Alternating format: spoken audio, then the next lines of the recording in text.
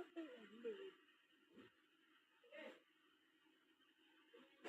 daw. Hindi daw. Tao ka na eh. Hindi daw. Hindi daw. Tao ka na eh.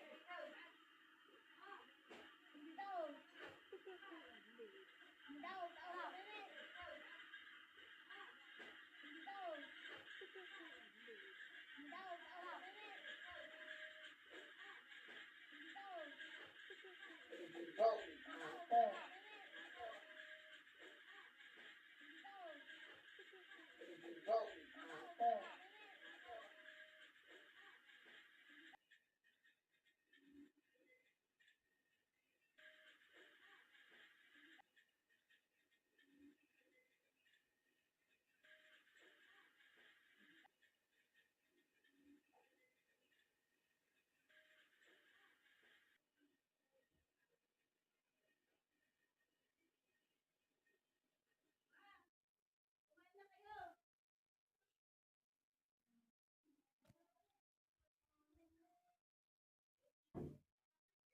Kami daw. Kami daw. Ma! Kaya ka na doon. Ano mo yun? Tulog ba?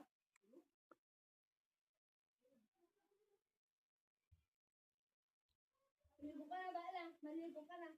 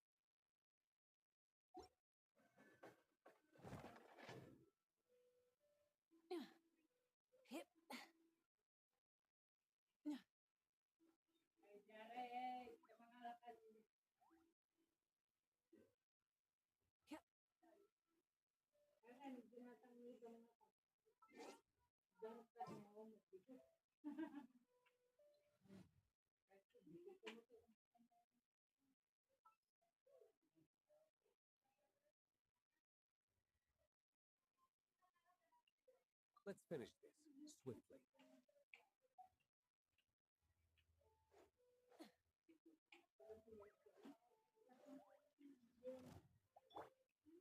Gather.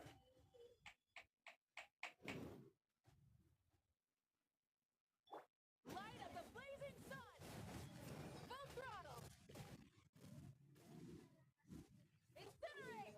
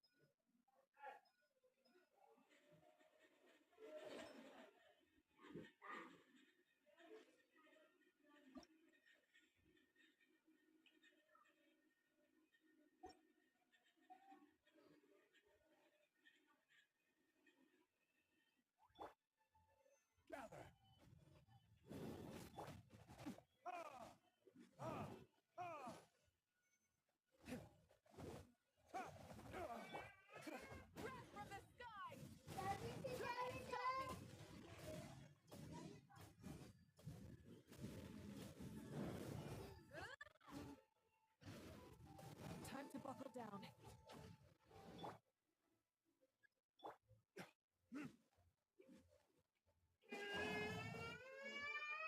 Kay Daddy, dun.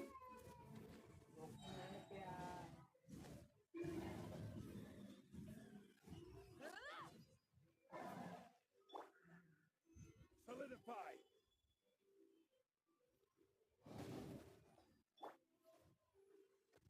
Light of the blazing sun! Full throttle!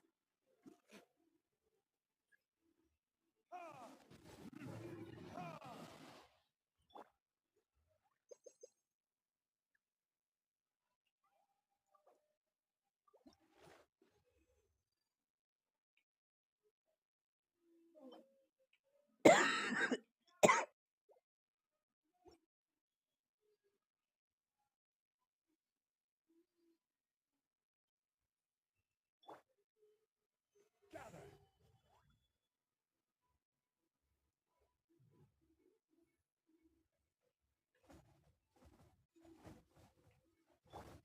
Burn it down! Try and stop me! Ah!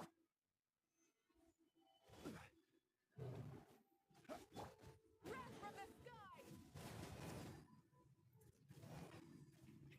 Rev the engines!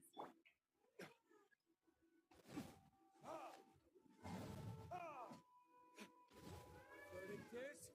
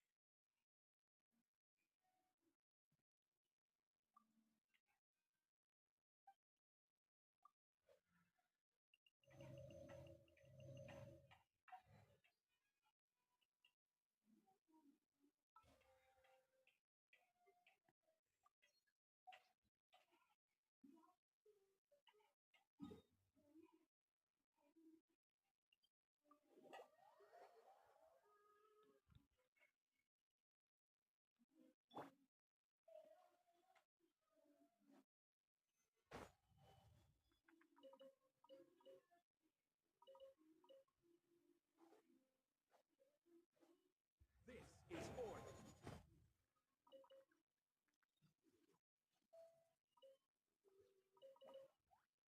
Yeah.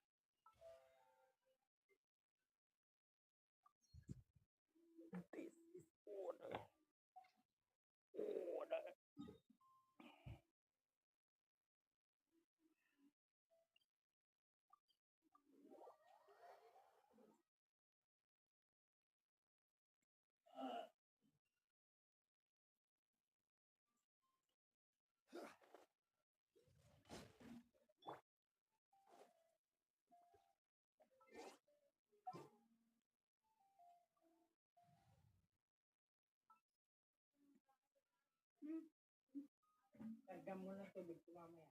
Ha? A little extra training never hurts.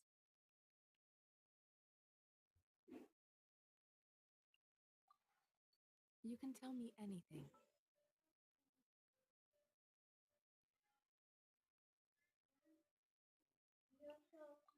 I charge a higher rate to meet outside the office.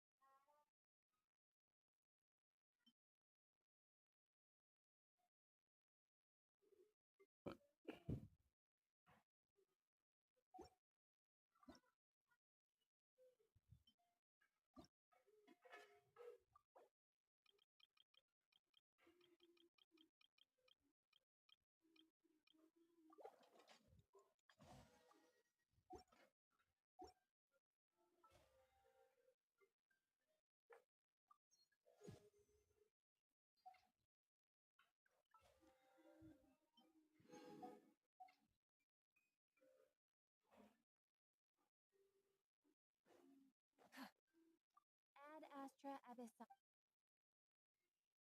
Thank you for completing. Ad Astra.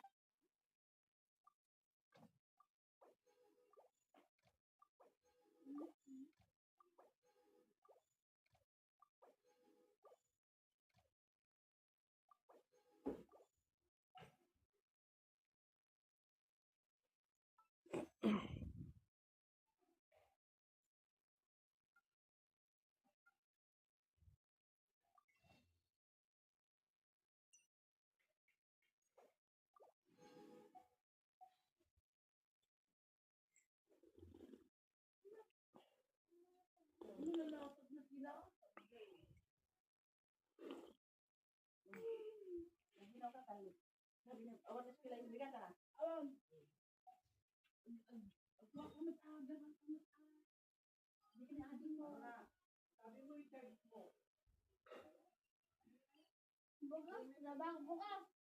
Pag wala kami. Pasok ako. Mag-work ako.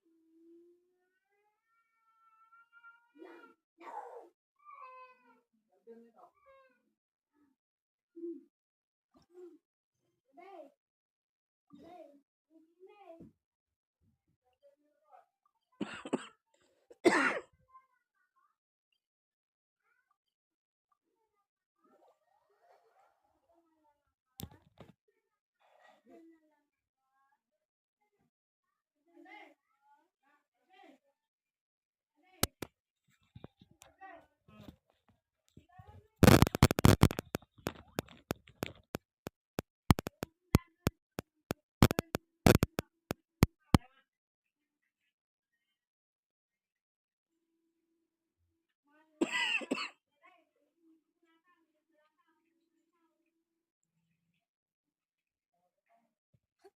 See? Told you they'd be here. Oh, it's Yuri and Farina too. Hydro Archon above. If it isn't my darling camera operator and clapper loader. A very happy Fontanalia festival to you as well. I'm guessing you came back to celebrate with us. Yep. And how about two? Even though the last festival had some unexpected hiccups, making the film was still super fun. Since you're all here together like this, you must be planning on entering the competition, right? Of course. A celebration of the entertainment industry. No one who's anyone would choose to sit this one out. It only happens once a year, after all. Fontaine Fashion Week might be more my speed, but the film festival brings in a lot of orders and boosts brand recognition, so I wasn't going to miss out either. A few new awards have been added this year, too. Best Director, Best Costume Design, oh, and Best Camera Operation. Ooh, sounds like we've got work to do. Come on, tell us. What's Musketeer Pictures film gonna be about? Oh, about that. What's wrong, Zombie? What's with that look? Oh, man, you weren't scammed by some shady investor again, were you? No, no. Even I'm not naive enough to fall for something like that again. Besides, thanks to the fine people here, Musketeer Pictures has more than enough funds to shoot without investors. And yet problems persist. Huh? What do you mean? Well, we were planning to replicate our past success and shoot a film based on a popular novel. But as we were holding auditions for the female lead earlier today, a striking young mademoiselle wandered in by accident. Her disposition was simply ethereal. The look in her eyes somewhat melancholic. Oh, I wish you could have been there. The awe I felt can scarcely be put to words. You had to be there, friend. No matter where she stood, it was as if her surroundings, even the air itself, turned into the perfect shot. Guess you found your lead actress then? No, quite the opposite. My script is entirely unworthy of her. I fear it is. Nevertheless, I couldn't help but approach the Mademoiselle to ask about her background and what brought her to Fontaine. What did she say? Sadly, she said her best friend was gone. After returning to her own homeland not too long ago, she decided to visit where her friend was from to remember them better. Oh, no wonder she looked sad. Yes, but that's when it struck me. Why not cast her as the lead in a film centered around her search for this old friend? Huh? You're gonna rewrite the whole script? And is there even enough time? Isn't the prep work super complicated? You might not finish. Think about the difficulties we face with the Two Musketeers. We have to start from scratch back then, too. I'd say we're ahead of the game this time. Guess so, but Don't worry, Paimon. Chiori and I have evaluated the proposal, and we support Xavier's decision. Oh, I won't really need to start on the costumes until the cast is finalized, so it's not too much extra work for me. Oh, fair mademoiselles. How can I ever thank you? Finishing the script would be a start. You know, compared to a commercial popcorn flick, I do prefer the idea of shooting a more artistic film. One that leaves a profound and lingering impact in the hearts of the audience. I agree. True trendsetters are the people who dare to go against the grain. wow! Leave it to director Marina to have a vision. Honestly, though, your artistic passion of everyone at Musketeer Pictures is inspiring. Anyway, now that we've heard so much about this lead actress, Paimon's gotta know who it is. Columbina!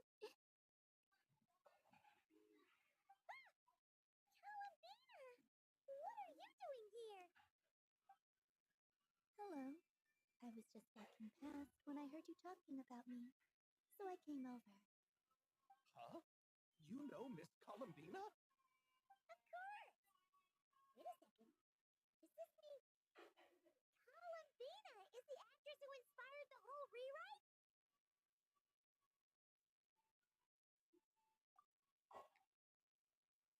Yeah. Hmm? Wait, so did you make the trip by yourself, Columbina? Yes. I mentioned how I wanted to visit other nations once things settled down in Notcry, remember? So I went to the curatorium to ask Never for advice.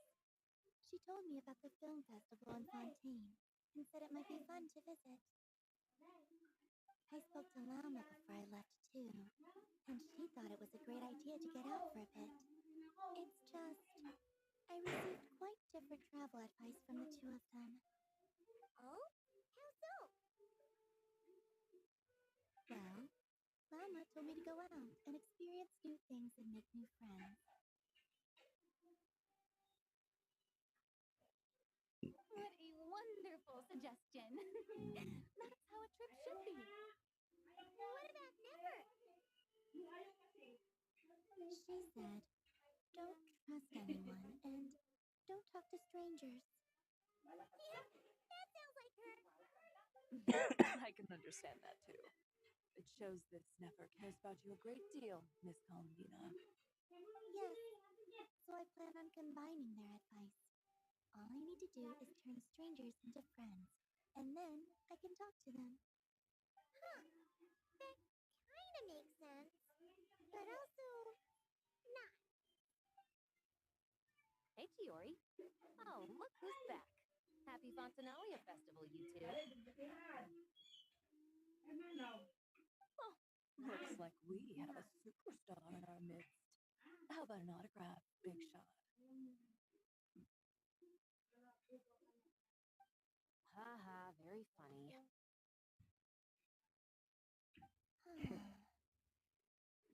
All settled then? Yep, the Duke gave his blessing, and I cleared it with the UDEX. During the festival, inmates with good behavior will get a chance to spend some time on the outside. Under the stringent supervision of the Special Patrol, of course.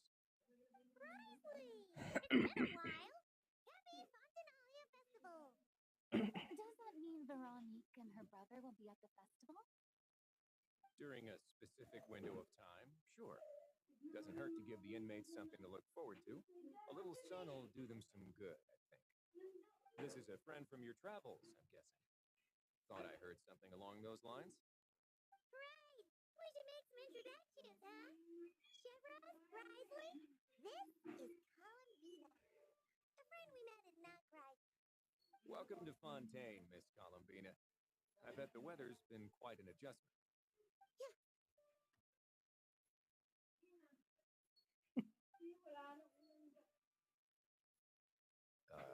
And not the good kind, I take it. No, I quite like it. It's a lot warmer than Nodcry. Then what was the punch for? Oh, should I not have done that? The flowers that bloom here are so vibrant, and the people are so kind. I just wanted to become friends as fast as possible. Ah, so that was meant as a gesture of friendship. Is that right, Miss Columbina? Mm-hmm. Isn't that what friends do? Right. Might have been a bit premature in this instance, though. Your friend here is quite the character. Good thing we said something. You weren't seriously gonna go around punching every single person in Fontaine, were you? No, just the ones I wanted to be friends with. That's not... what Kaima's trying to say is maybe keep the punches to a minimum until after you're friends with someone. If you say so. You're quite the character, Miss Columbina. So, are we friends? Of course. Any friend of the traveler is a friend of mine. No.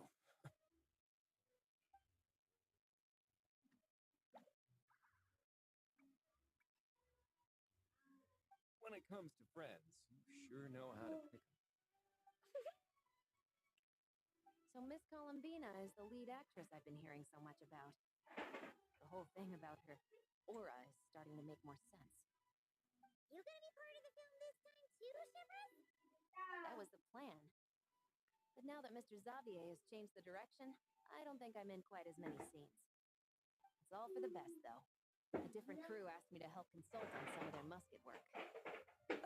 Oh, sounds like our trusty musketeer is as popular as ever. I'm just going where I'm needed. I'm more than willing to help with whatever this production needs as well. Well, speaking of, do you happen to know if there are scenic locations around the court of Fontaine that other crews haven't booked? The festival's pretty popular this year, so there's not a lot left. You might just have to talk it over with the other productions and see if they'll let you squeeze in here and there. I see. Having trouble finding a filming location? Yes, we made a last-minute decision to go down a different route, so the indoor locations we reserved are no longer a good fit. And it looks like all of the best outdoor spots have been taken. You know, I might know a place. Good views, good atmosphere, and no production team has snatched it up. Perfect.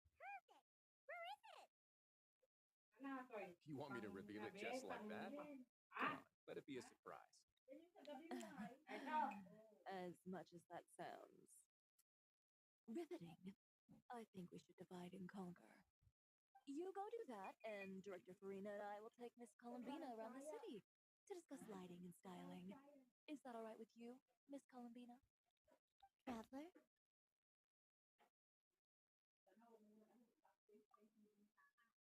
Yeah, everyone here is our friend. So don't worry about a thing and just focus on enjoying your trip. Okay. All right, then the Traveler and I will go check out this potential filming location. It might even give me some inspiration for the new script. I'll leave this to the Duke then. Until later, everyone. Maybe we'll run into each other on set. Okay then. Lead the way, Risley. Paimon's not built for suspense. Let's get this show on the road. Who said anything about roads? Huh?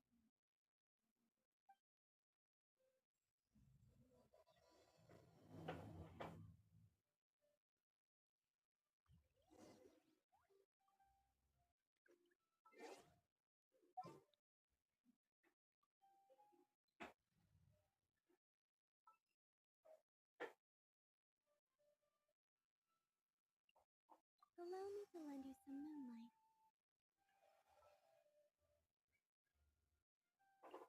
We'll discuss my fee afterwards.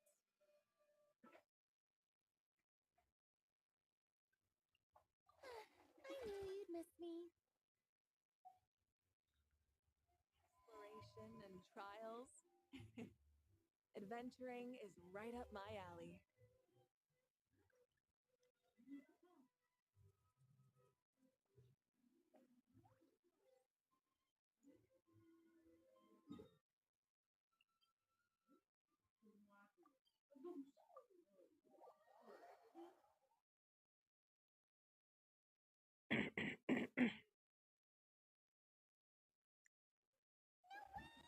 You brought the winglet up to the surface?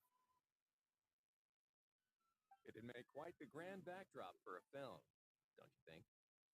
Paimons were focused on the fact that this thing is supposed to be underwater, inside the fortress of Millipede. True. And keeping up with the maintenance on a vessel this big is a lot of work. It takes a crazy amount of manpower just to keep it up and running. Oh, Paimon kind of thought it just sat there until you needed it. I wish it were that simple. The truth is, the maintenance costs on this thing are substantial. So we decided to rent it out during the festival to earn some extra mora. Besides, the inmates are the ones who keep it in good shape. Seeing the fruits of their labor put to use is a good form of social rehabilitation for them. You really thought this through. What you think, Xavier? Is this a good place to shoot? I've got it! Good messieurs and mademoiselles! I've got it! Gonna take that as a yes. The beginning is the hardest part, and the opening of this film has been eluding me, but now I know just how it should start. Glad to hear it. Thanks for bringing us here, Risley. Don't thank me just yet. This isn't quite a done deal. Huh? Not a done deal as in someone already rented it out? You said no other production teams had snatched it up.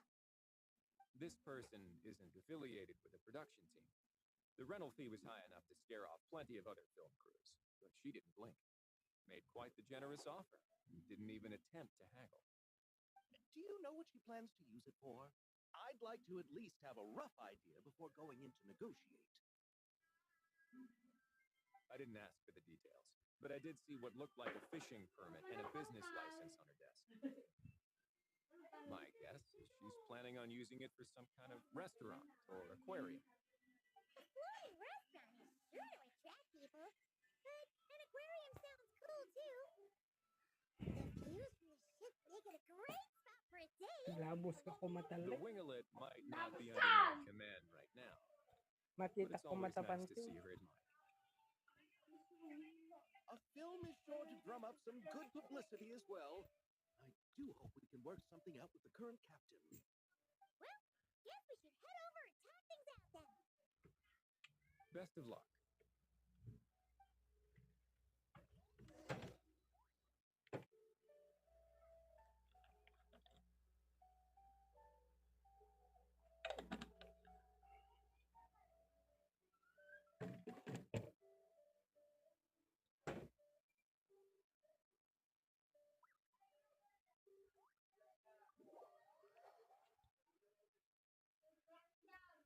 Ay naman ni Tadeta, talagang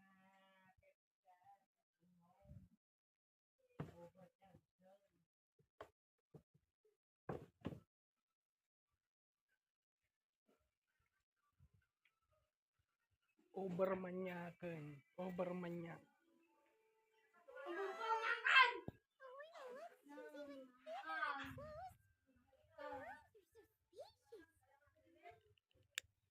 Wonder who rented it out. Hello? Anyone there? Perhaps the captain has business to attend to elsewhere. Why rent such a massive boat just to have it sit here without even leaving so much as a note? Let's try again. Anyone there? Hello? Seriously? Right now? What? Is it gonna take to get some decent sleep around here?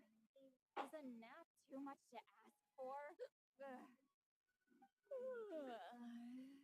Sorry, the aquarium's closed for the...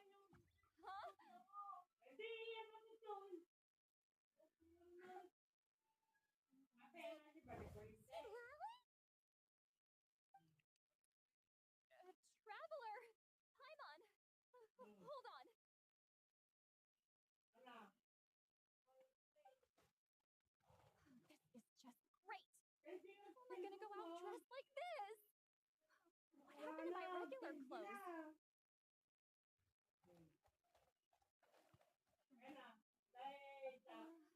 The wash! I put them in the wash after I drank too much and fell into the fountain. Oh, this can't be happening! Am I seriously gonna go out like this? Think we might have caught her at a bad time? Sue Holly! I don't want to hear it. Hear what? A single word about what I'm wearing. No comments, none. Is that clear? Oh, yep. Crystal.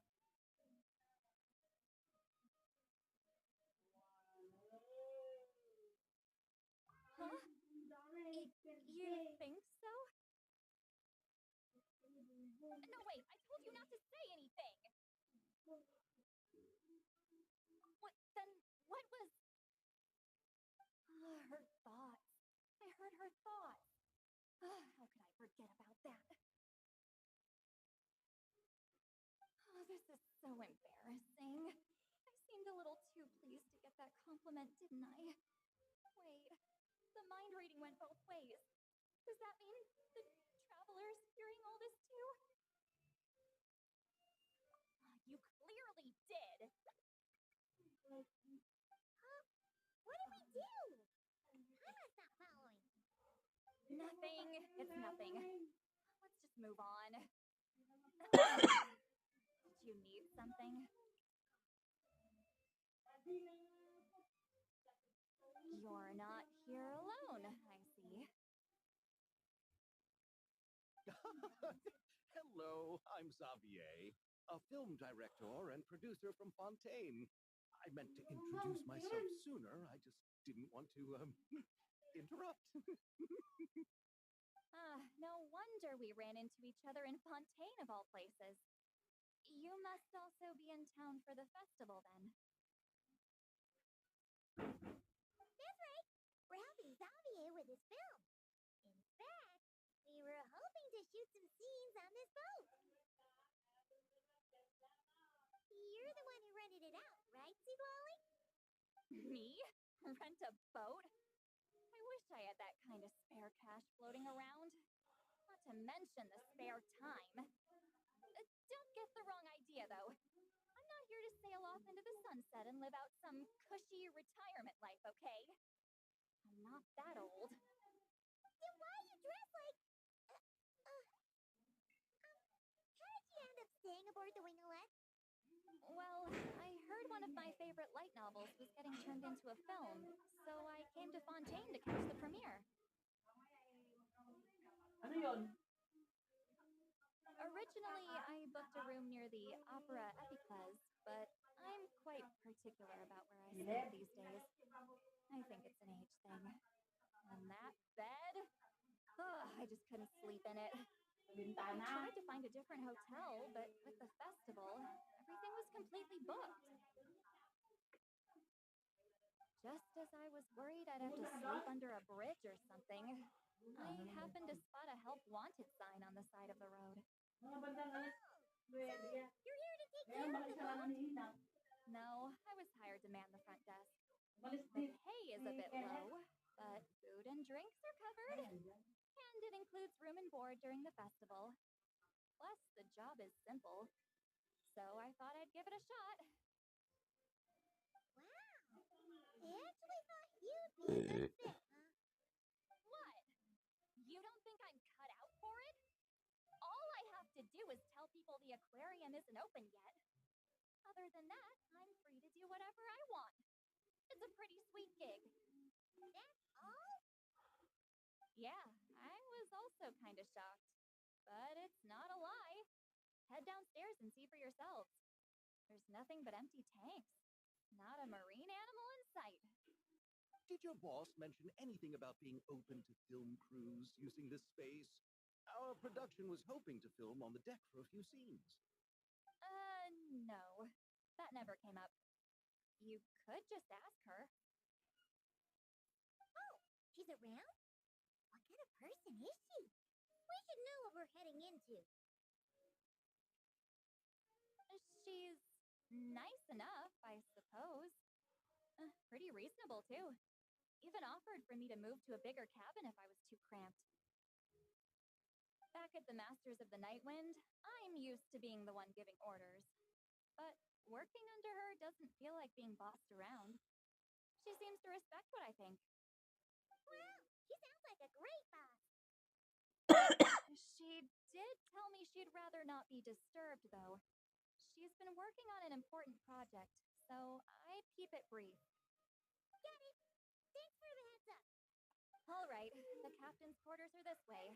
I can take... Wait. But I'm wearing... whatever. I doubt she'll care. Just follow me.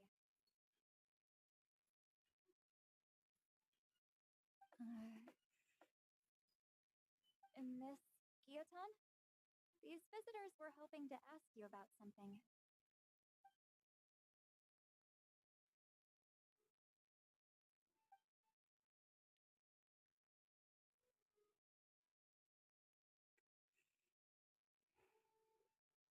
I thought I said to limit the interruptions. Just tell them the aquarium is still...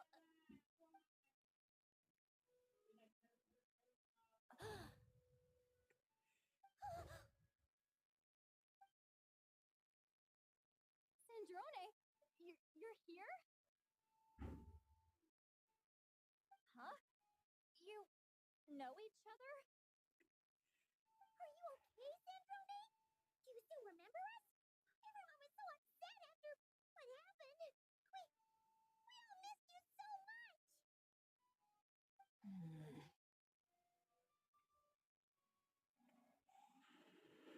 Miss Seaguali, why don't you escort this gentleman to the reception area for a cup of tea?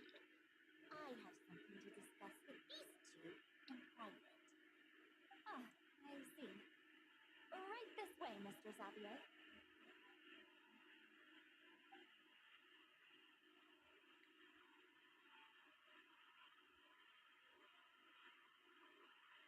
Sandrone? I really can't go anywhere without running into you two, can I? Are you okay? During the battle, your core, it was... Destroyed by that bastard Dottore. That's right. But as you can see, I'm fine now. No major issues. Or at least, there shouldn't be. Oh, what a relief! Why didn't you tell us sooner? Or come back to see your friends? Now that I have the chance, I just want to say... Thank you for saving me. Huh? Don't get the wrong idea. I only saved you so we could complete that formula and defeat Dottore once and for all. Even if you did crawl back from the grate to make us all miserable again. That doesn't matter. You're still a hero. All right, all right. But it wasn't just me. All I did was lend my brilliant mind to the cause and take care of one part of the plan. Although, I'm not denying it would have fallen apart without me. You got that right. You're amazing. But how did you go from From a lifeless pile of scrap to looking like this? well, my mom was trying to put it a bit more gently, but yeah. Where do I even start?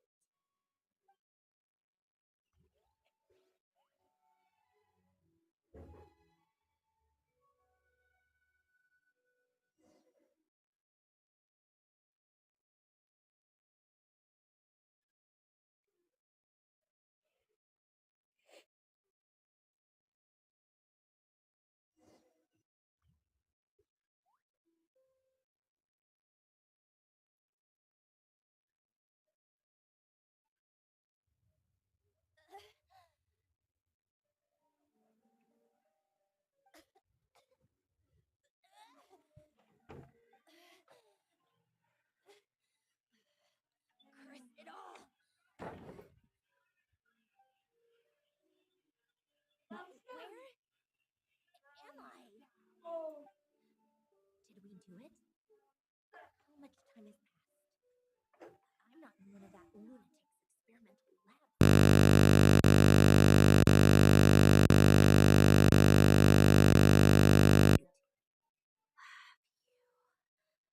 One thing at a time. Initiate self-diagnostics. Assess the extent of the damage. Cut power to compromised, non-essential components. Then reconstruct available action modules. Severe damage to the core. Tottori, you bastard. Polonia?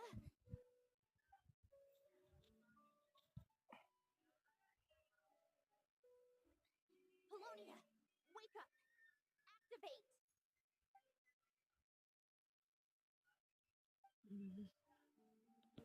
You're in even worse shape than me. Internal gears and energy circuits are barely intact. Extreme damage to the core, just like me. Rebooting is off the table. Even if I could repair the damage, I don't know if... You used up all your critical energy in those final moments, didn't you? To protect the core of that guy in the hat, and the numerological array. Wait, the array. Yes! The prototype is still here. But can I even run it in this state? Whatever. I have to try. I just need to confirm one thing. Activate the numerological array. Connect the computing core to my body. Just like I thought. It needs too much computing power.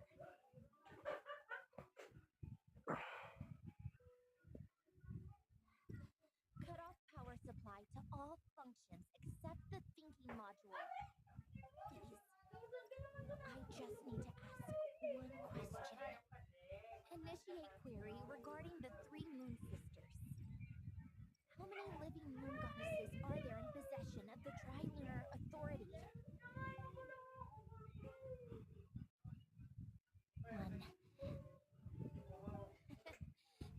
It worked. You did it, Columbina. You made it back. But how did I survive? The self-diagnostics showed damage severe enough to shut me down for good. What triggered the reboot?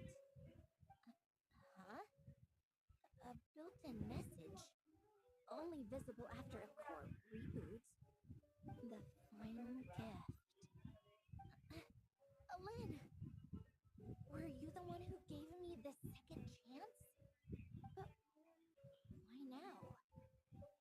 What activated it?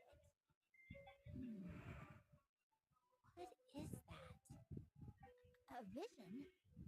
Wait, no. It's a stellar linchpin?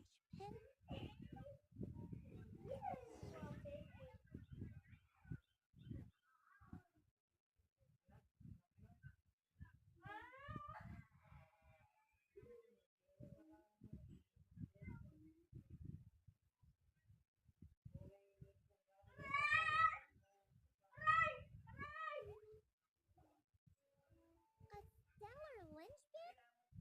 What's that? You can think of it as a rare kind of vision. As for what causes one to manifest, well, that's still unknown. But in Snezhnaya, or in Afatui's research at least, it's believed to have some connection to the third descender. The third descender? We know his remains were used to create the Gnosis, but this is the first we're hearing about a stellar linchpin. You knew about the remains? Right, of course. Look who I'm talking to. Yes, the heavenly principles used the remains of the third descender to create the seven gnosis as a means to consolidate the Archon system. Visions result from that same system, so extrapolating from there, it's clear that the manifestation of a vision is also, to some extent, related to the third descender. Still following? For those that wield them, visions serve as a means to channel elemental power. The same is true of stellar linchpins. The difference is that, when wielding elemental energy, stellar linchpin users often exhibit a unique kind of power that seems to come from beyond to that. It's believed that, when a stellar linchpin manifests, impurities from the remains of the third descender get fixed in place. Hence, the name. That's also believed to be the source of the strange power I just mentioned. We've heard that visions can appear when someone has a really strong wish or desire. Stellar linchpins sound kind of similar, so does that mean... Huh? Oh, don't look at me like that. I've never had any grand wishes or aspirations. Just a list of things that drive me up the wall. So if you're asking why this thing appeared, I have no clue. All I know is that without it, the gift Elen left me, this built-in second chance, never would have triggered. The damage to my core was too severe. But thanks to the stellar linchpin's manifestation, it did trigger. And after my core rebooted, I was able to repair the damage to my body. I also managed to import the numerological array, along with some of Polonia's surviving algorithms, into this form. Wait, does that mean Polonia is... Yes. Unfortunately, Polonia is beyond broken. Oh, so sorry to hear that. You also mentioned something about a final gift? Yes. Elen often spoke to me about wishes and desires when he was alive. I suppose he thought there might come a day when I wished for something, and was willing to sacrifice my own life to fulfill it. So he left me a chance to start over. No, never. Elen once said I was his proudest masterpiece. That might sound boastful coming from me, but it's also an undeniable fact. After Elen died, I started studying how Polonia and I worked. Polonia is essentially a computational machine, so it wasn't difficult to figure out the mechanical principles there. But when it came to my own structure, that's when Elen, the Lord Artificer's true greatness, struck me once again. I attempted to imitate it when I created Catherine, but in the end, she turned out to be nothing more than a superficial replica. What?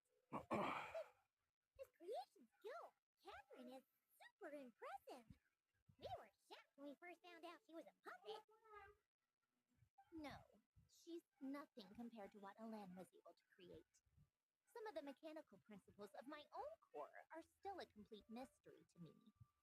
Keeping that gift hidden wasn't even a challenge for him. just a shame I had to waste it on fighting the Torre. I just couldn't stand the thought of him coming out on top. If you put it that way, the world owes me a whole lot then, doesn't it? Wait, but all this still doesn't explain what you're doing here. Risley said you rented the ship and even had some kind of fishing permit? That's because I'm trying to go back to the place Elen and I lived when he was alive. My former home, I suppose you could say. The second chance wasn't the only part of the gift. According to the message, Elen left me a few other things that are stored in the house we share together. I'm hoping that whatever he left me can help fix certain anomalies in my rebooted core. And help me understand why I received a stellar linchpin in the first place. Okay, so go back then. What does that have to do with fishing? To think I'm talking to the saviors of Fontaine. Did you forget that the water levels have been rising for centuries? I can't just go back to the place I used to live because now it's underwater. Oh, right. With the rising water levels and changes in terrain, it's not just a matter of finding where it is, but also clearing away any sediment or debris.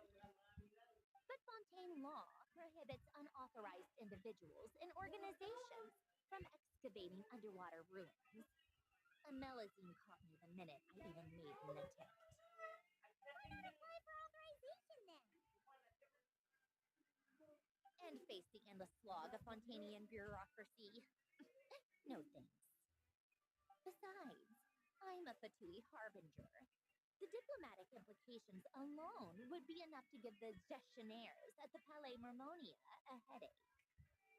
A fishing permit, on the other hand, isn't difficult to obtain at all. Minimal paperwork required, and under the name Guillotin, the application was a cinch. So you're exploiting a legal loophole? Am I? That underwater home belongs to me. If I happen to chance upon it while doing some fishing, what's the issue with that? Of course, I do have to catch some fish to put in the aquarium, just in case the gestionnaires come to check up on things. That's also the reason I hired someone to man the front desk. Huh? Isn't that kind of a waste? You went to all the trouble of getting a business license and rented out this giant ship just for show? If you want to run an aquarium that bad, be my guest. Use the facilities however you want. I'm certainly not going to stop you. All I want is to go back home and see what other gifts Elen wanted me to inherit. Hold on. Enough about me. What are you two even doing here?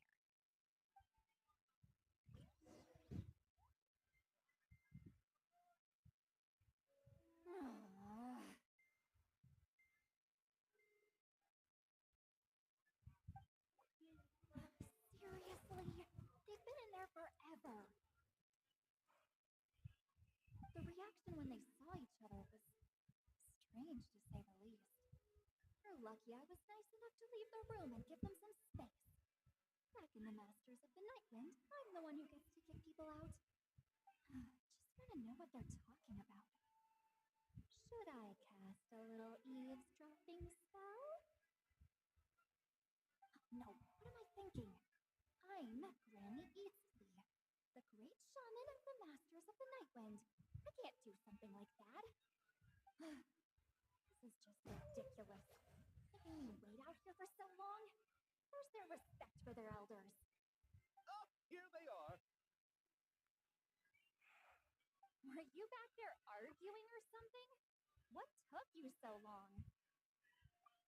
The two of you are already acquainted with Miss Guillotin, then?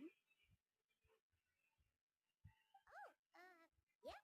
But don't worry, we got everything sorted. Sanjurne agreed to let us shoot on the ship, but it has to be when she's not here. When she's not here? That's right. You'll excuse me if I didn't exactly ask for this little reunion. I wasn't planning on seeing anyone.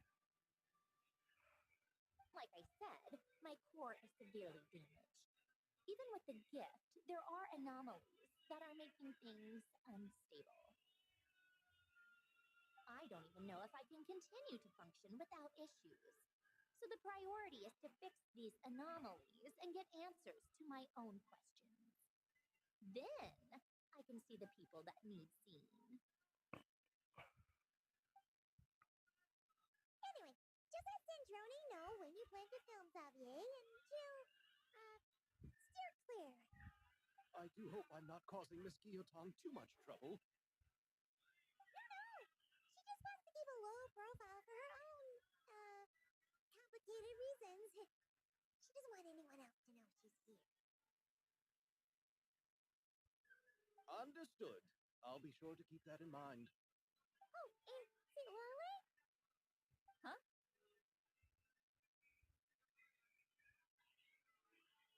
You mean Miss Kyotan? What does she want? Oh, please don't let it be about the pajamas. What? The presence of the Fatui Harbingers? Why are you telling me all this? I asked the traveler about you, and I decided it's best to be open in this instance. I can understand if you'd rather not work for a harbinger. Regardless, the room on the ship is yours to keep. You're an acquaintance of the traveler, and I plan to honor that. Wait, she's actually nice? It's not a problem. The captain also worked for the Fatui, and he helped Natlan a great deal. We know that there are good people among your ranks. Besides, I've been around long enough to know what it means to earn one's keep. This isn't Natlan, and I don't expect special treatment. Besides, sitting at a desk isn't exactly back-breaking work. I appreciate that perspective, great shaman. Seat Lolly. Just call me Seat Lolly. That title makes me sound so old. Well, Seat Lolly, the traveler and I are looking for something, so we'll be heading underwater together soon. I'll leave the ship in your care while we're gone. Together? How often? Not too often. We're heading out in a bit, but I'll be available if you need something. You couldn't, go alone? I wanted to, but she was concerned about my physical well-being, so she offered to come with. Guess my mental well-being means nothing then. Huh?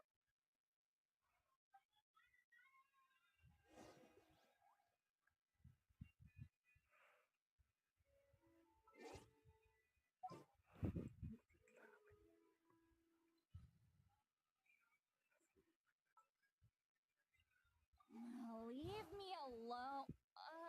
Never mind. Let's go.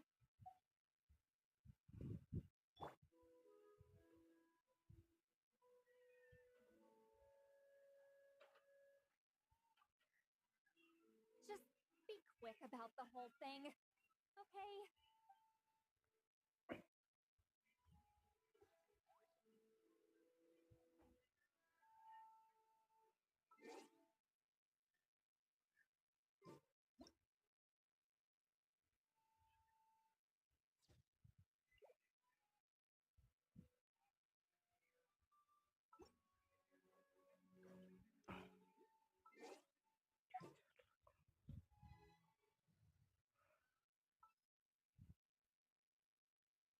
Let's get this interview started.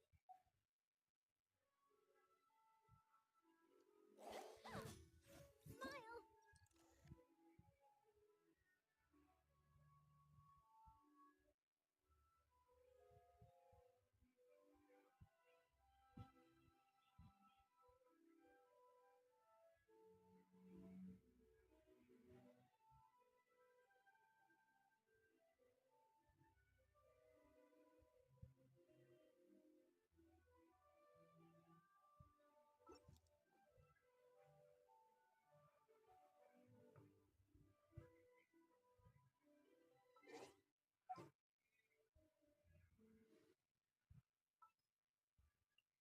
whatever you need.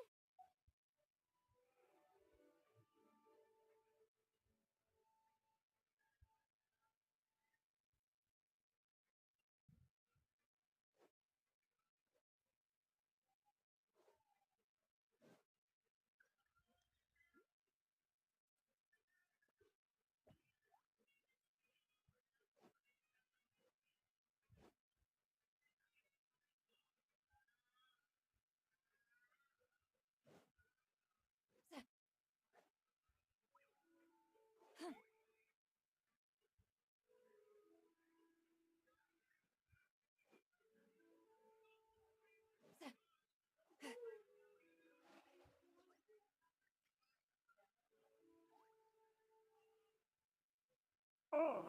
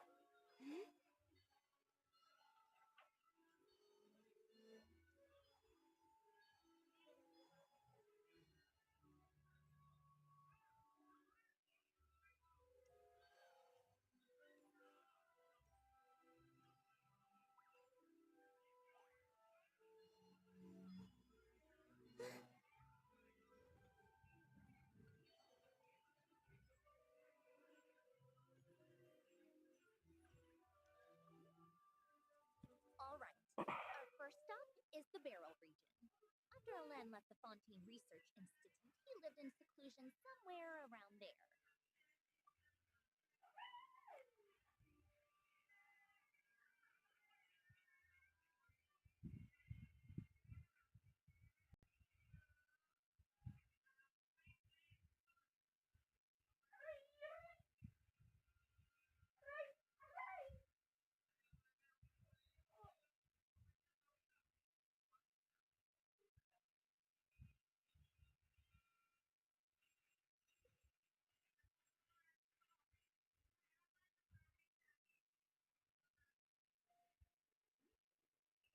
Huh. This place has changed a lot. Guess I really have been gone for a long time.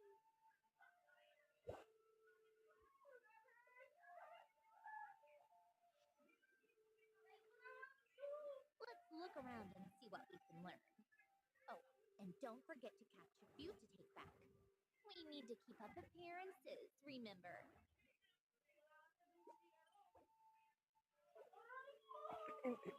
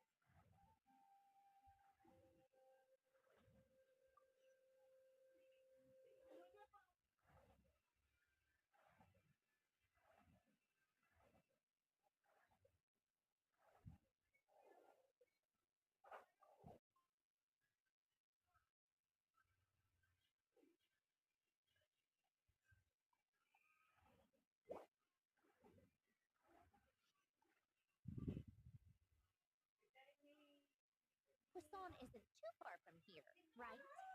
It's all a bit nostalgic, I guess.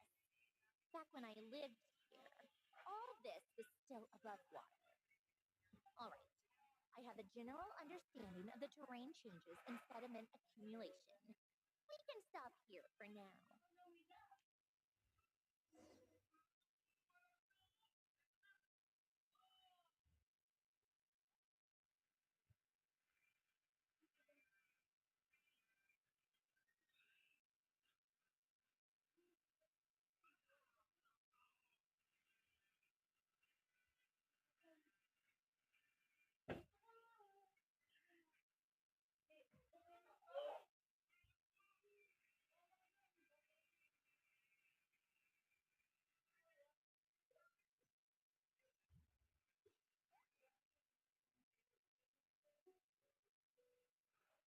That went smoother than expected. I appreciate the help. No problem. You doing okay though, Sandrone? Seeing your home look nothing like you remember, it can't be easy. I'm fine. Times change. People change. That's the one thing you can actually count on. I made peace with that a long time ago. You should head back and put them in the aquarium tanks. We finished ahead of schedule, so your crew is probably still on the ship. I'll follow in a bit. Great. Xavier said he was going to test out a couple of shots. I'm sure. I want to take another look around on my own. Okay then. Want us to let you know when the filming is done? No need. Columbina relies on Kuvaki to perceive her surroundings. In Nodcry, her senses are heightened because Kuvaki is everywhere. But here, as long as she doesn't activate her abilities, her range of perception should be equivalent to an average person's line of sight. I figured that out back in Snezhnaya. That's oddly specific. I have hiding from her down to a science. So, what? Things might be a bit different now that she's merged with the Moon Sisters, but I doubt there's been a drastic change. The point is, you two can head back. Don't worry about me. Okay, if you say so. Come find us on the ship if you need anything.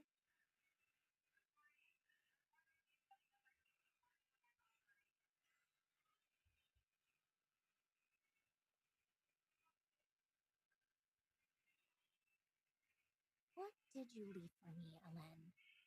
Did you know I would come back? Or did you make it so I would have to?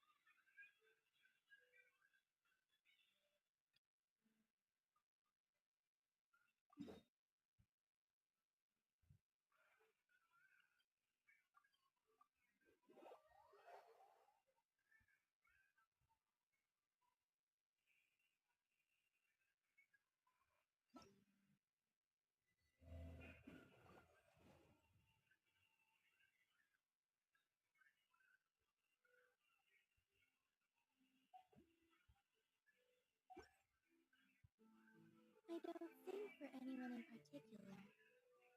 Still, if someone stops to listen, I hope it provides a moment of peace all the same.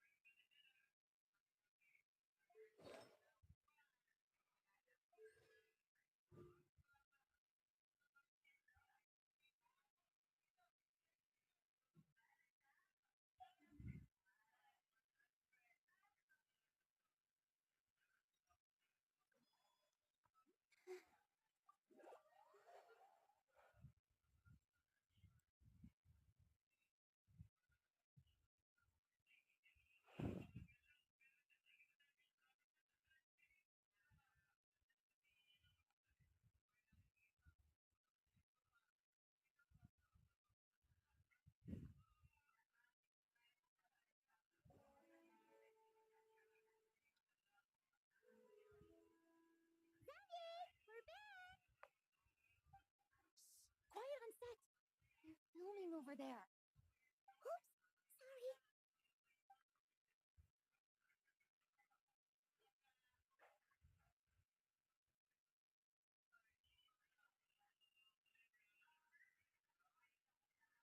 What's your take, Detective? Bullet wound to the chest, gunpowder residue on the clothes. The victim must have been shot at close range. You think it was someone they knew? Yes, it's possible the suspect arranged for them to meet at this very spot. A reasonable deduction. But you're overlooking a crucial clue. What? The victim's pocket watch is missing. And cut. I think we got it. Good work, everyone. Phew, finally. Acting was nerve-wracking for me when I first tried it too. Just loosen up, and you'll get used to it in no time. Chevron! Charlotte!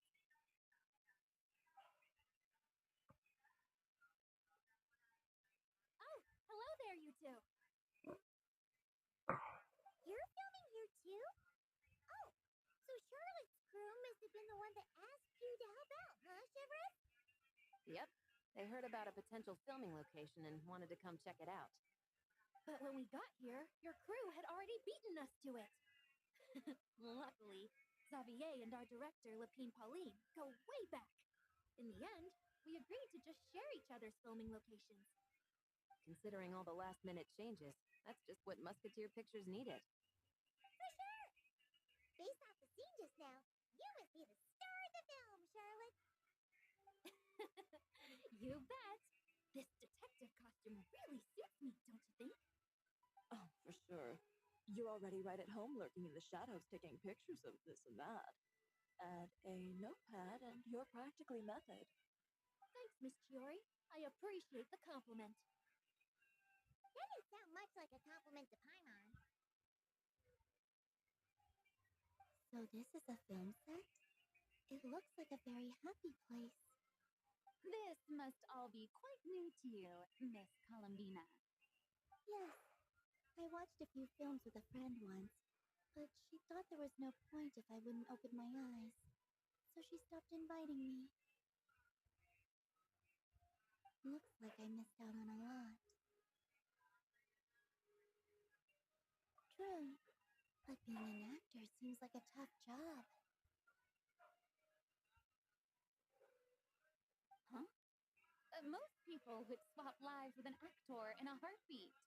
The lifestyle is so glamorous, and the pay is more than generous. But they have to act out lives that aren't their own, with the whole world watching on in judgment. If they don't do it justice, it must feel like they're letting people down. That's exactly how it feels. This young lady has quite the unique perspective. Well, that's true. But these actors are here because they want to be and they think it's fun.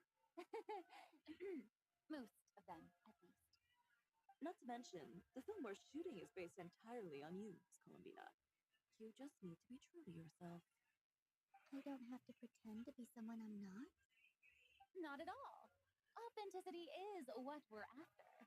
For example, this first scene opens with you on the boat, sailing to your friend's homeland.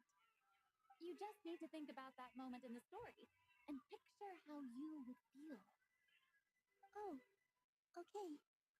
We're all here? Wonderful! Let's head to the deck and get shooting. Oh, and this is for you, dear Paimon, your clapperboard. Whoa! Is this the same one Paimon used for the Two Musketeers? The very same. I saved it just for you. Thanks, Xavier. Feels like being reunited with an old friend. Of course! That said, I have a different job in mind for you this time, traveler. Our film is focusing on a single protagonist, so conveying the subtle changes in her state of mind is of the utmost importance. In addition to the actor's own performance, another way we can convey that is through lighting. Huh? But there's already a lighting specialist, isn't there? Yes, but it's clear the Traveler and Miss Columbina share a deep bond. You might have a better chance of understanding her frame of mind in certain scenes. Oh, that makes sense. So, what do you say? Willing to take on the role of lighting specialist?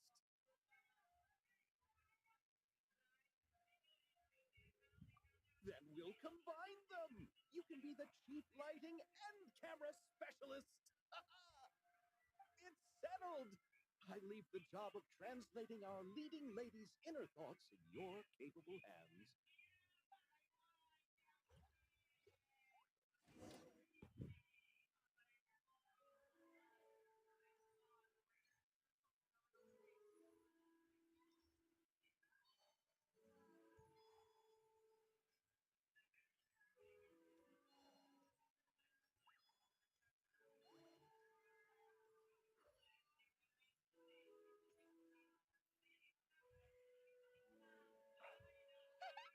Paimon's having a bunch of fun filling up this aquarium. Since Santroni doesn't mind, we should definitely catch some more fishies and make this place extra beautiful.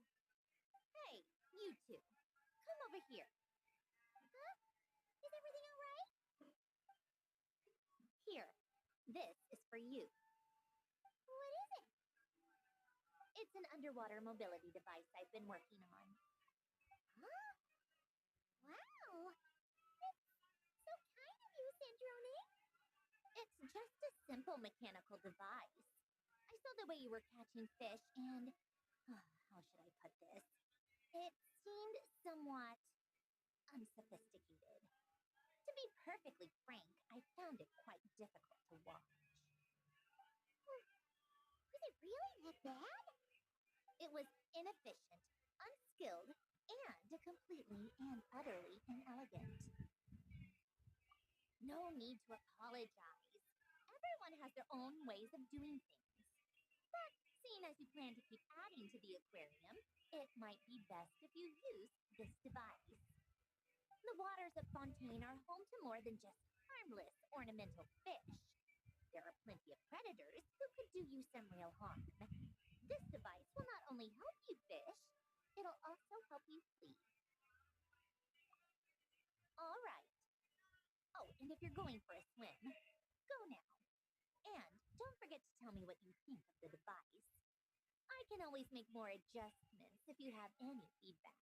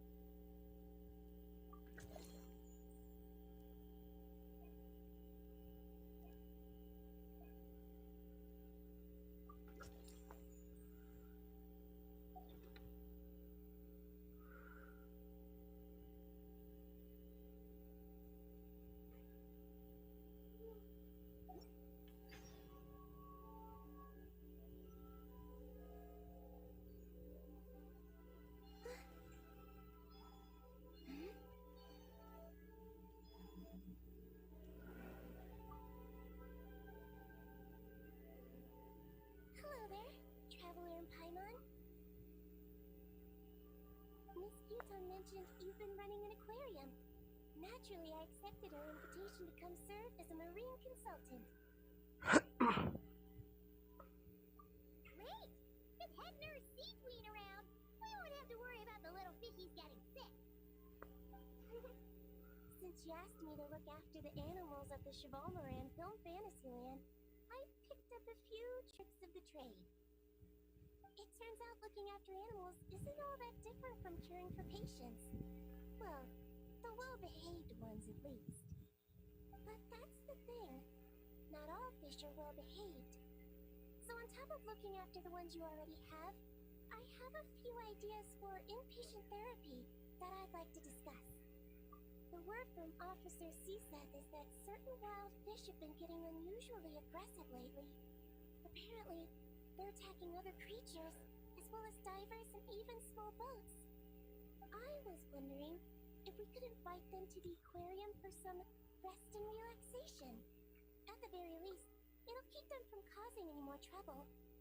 Once they're here, I can look for a way to cure their sudden bad temper. That way, we can help the fish and the waters return to normal. And you can add some unique guest performers to your aquarium. What a wonderful idea! Alright, I'll give you all the intel I have on where to find those aggressive fish. The rest is up to you.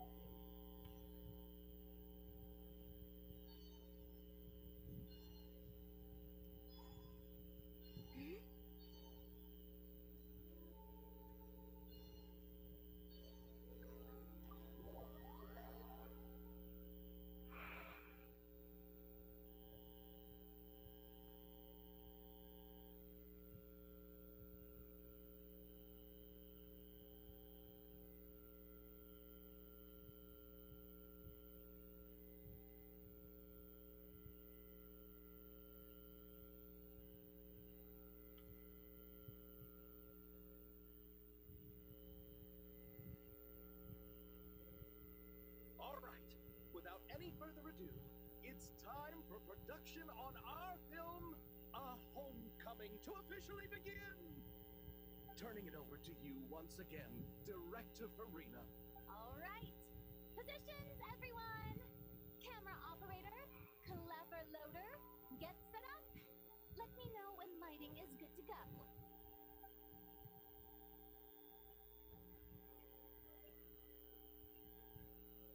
All you need to worry about, Miss Columbina, is hitting your mark. Other than that, just focus on immersing yourself in the emotions of the moment. Okay. Good. Lighting, are we ready?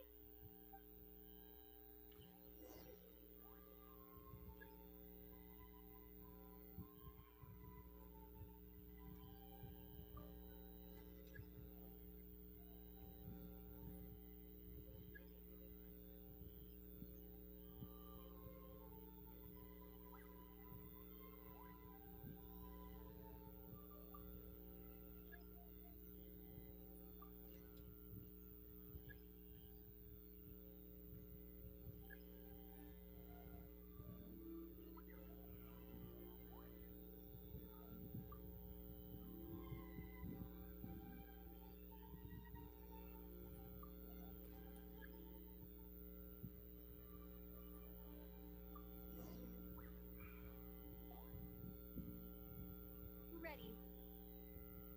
All right. Quiet on set. 3, 2, 1. Action.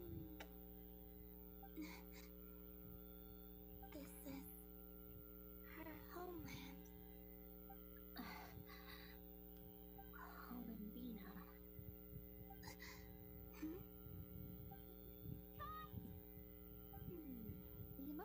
I'm looking for, we're definitely there.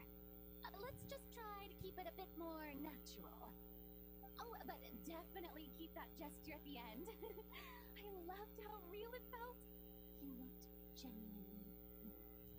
All right, if you're ready, let's go for another take. Miss Columbina?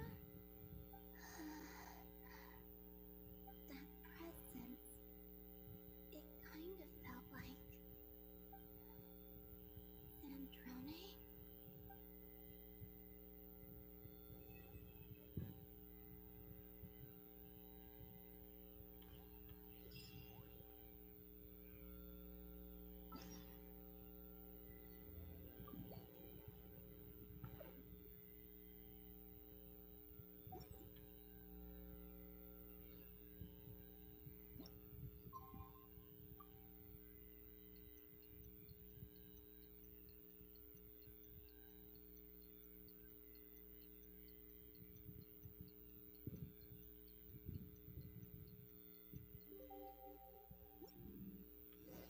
Sandrone said that if everything goes smoothly, we should be able to pinpoint the exact location of her home today.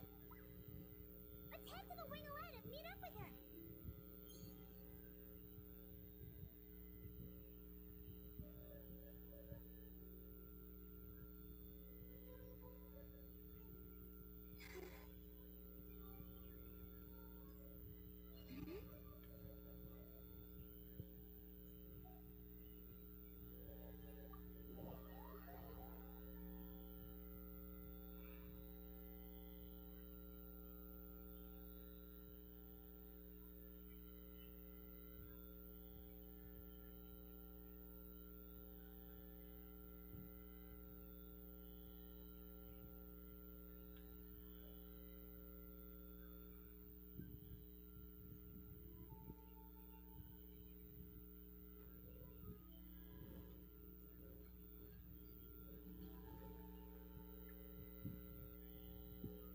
You're here.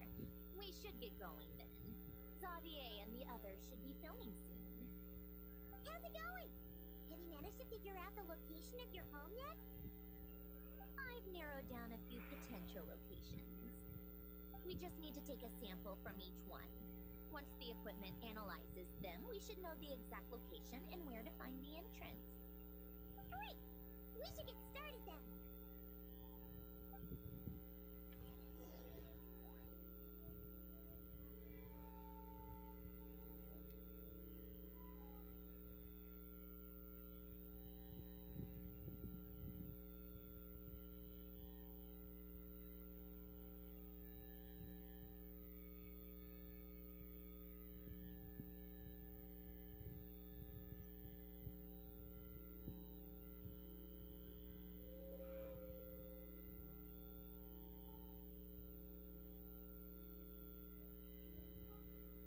All right, let's get a move on.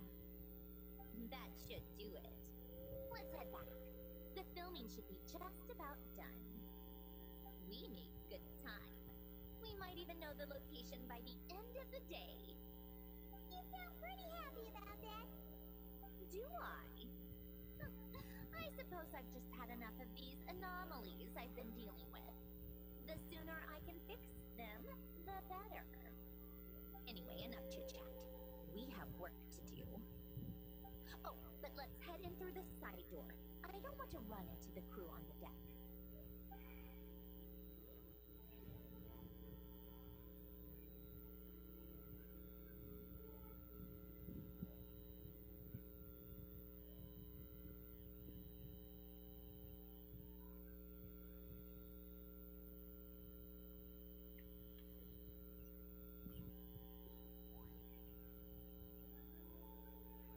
All right, now we just need to wait for the results.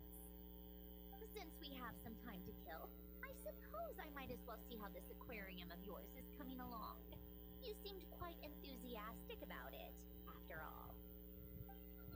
It's really coming together.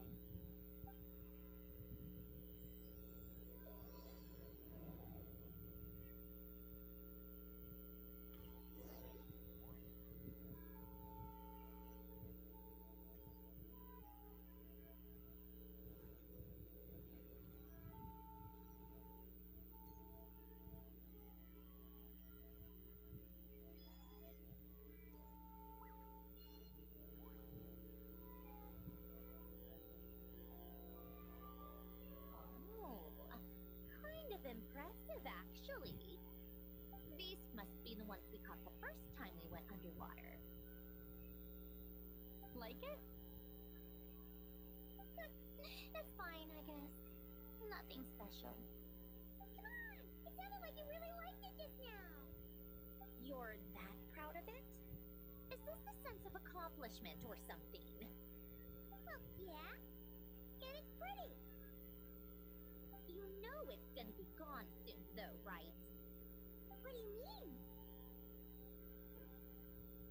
After the festival, this ship will be returned to the fortress of Meropide, and this aquarium will be no more. So? So, no matter how much work you put into this place, once the festival is over, it's all just going to disappear. But not making the most of it when we have the chance is an even bigger waste. But if you know it's all going to be gone one day, why even bother? Well, because Because you still get to keep the things you gain along the way. And those are things that can never be replaced. Doesn't that make losing them even harder? well, if you put it like that.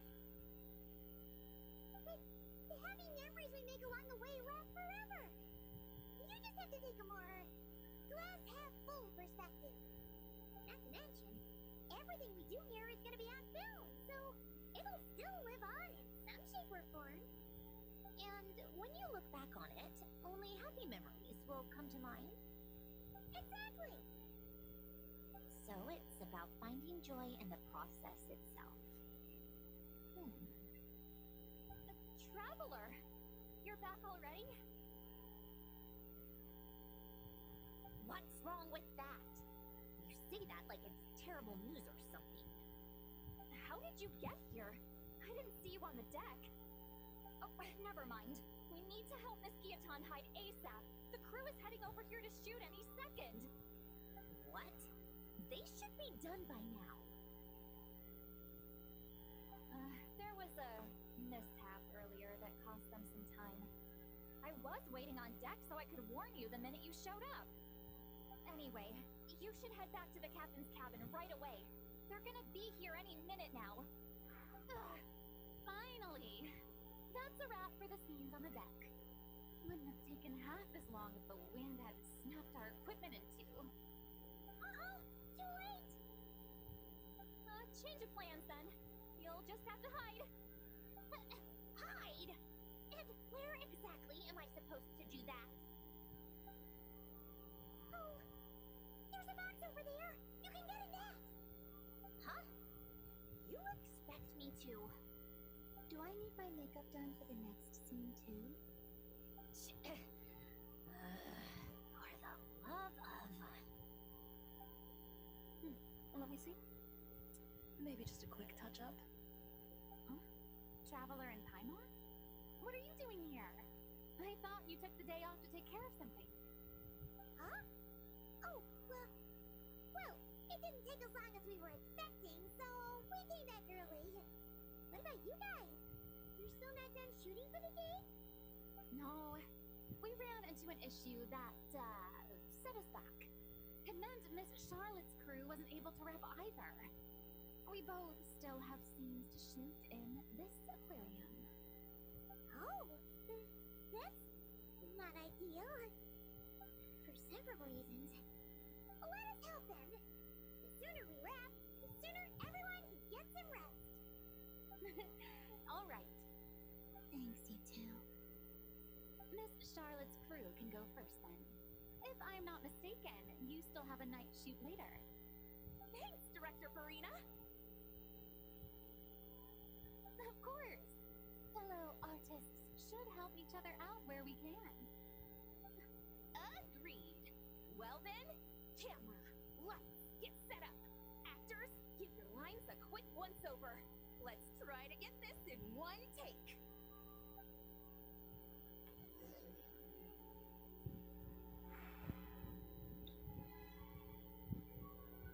All right, places, everyone. And 3, 2, 1, action. So, the story ends like this. God, When Duke St. Germanus departed, he clearly said that everything was beyond redemption. Huh? That sounds familiar. Wait, it's from that novel I came across while researching the numerological array. He's only a genius when it comes to mechanics. In everything else, he's just an ordinary person. Huh? What was that noise? Whatever, I'll just fix it in post. Mr. Koba, please don't speak as if I were the accomplice. Not so hard. This box isn't sturdy enough for that. This is why I keep saying, don't put too much trust in Clockwork Mecha. Unlike humans, machines don't have a heart. A heart? That's right. It's what's on the inside. It's also referred to as someone's soul, or likened to free will. You can think of it as a person's core, what makes them unique. In general, though, people don't believe machines are capable of having a soul. You said my emotion module was faultless. It is, but that's not quite the same thing. Do you think I have one then? A heart? I don't think so. I know so. The question is, do you recognize it within yourself?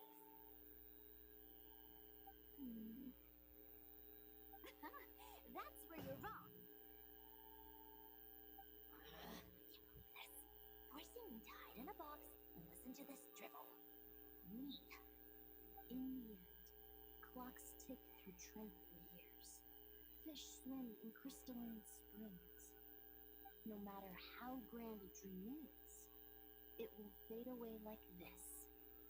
Forlorn, wordless, silent. And cut. That was a long one. What did you think? If she makes them do another take, I'm going to flip the lid. And not just the one to this box. Well, there were some weird audio things going on, but acting-wise, it was great. It's a keeper. Perfect. That means I can get out of this box. it's our turn. Camera operator, set up for the next scene.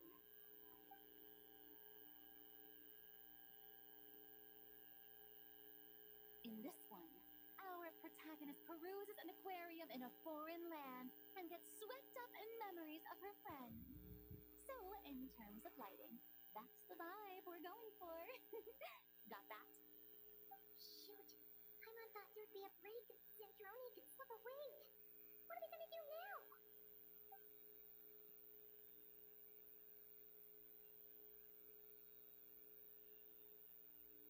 Break-a-leg! Yep, we're headed off to shoot our next scene.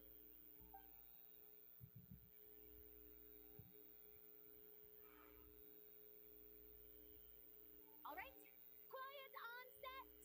We're about to start rolling. Ready, Miss Columbina?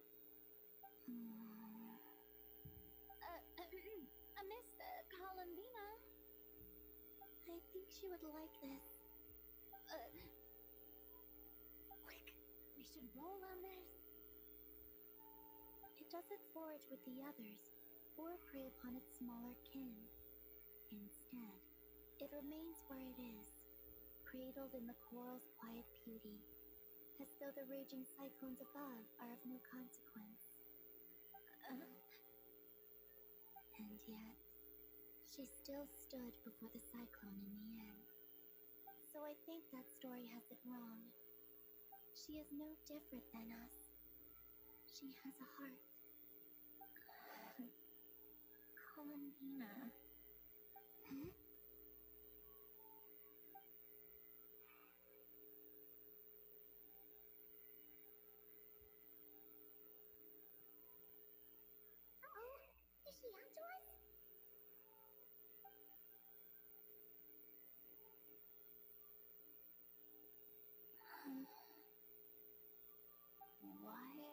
is she doing? Cut! You okay, Columbina?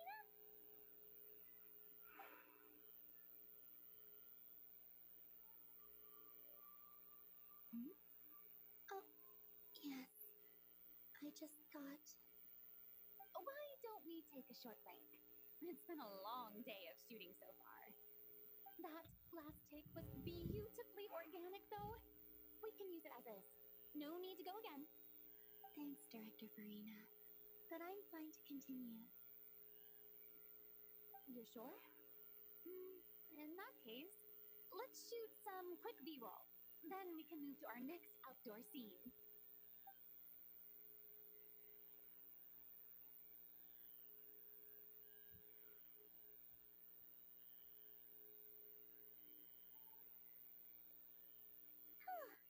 We're in the clear this time.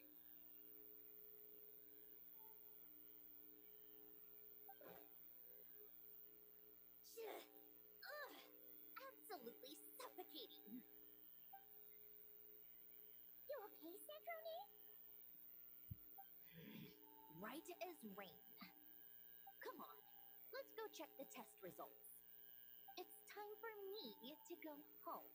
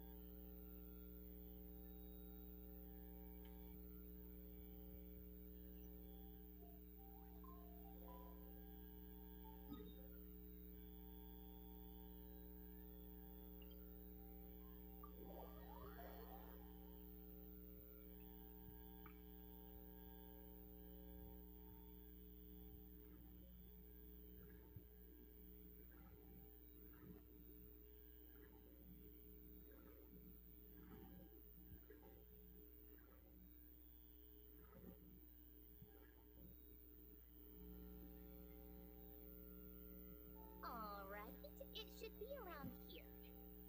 Give me some space. I'll activate the water insulating mechanism.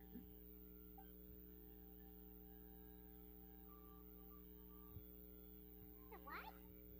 Alain, much like Renee, had long predicted that the water levels in Fontaine would rise. Thanks to his expertise in mechanics, he was able to implement a few simple measures to protect our home from flooding. I told him there was no need, that I would just move when the water rose too high. But it would seem he knew a day like this would come.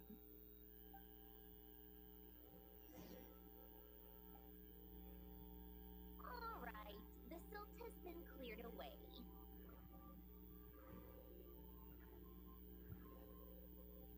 go activate the mechanism for the first sluice gate. That will fill the empty middle chamber with water.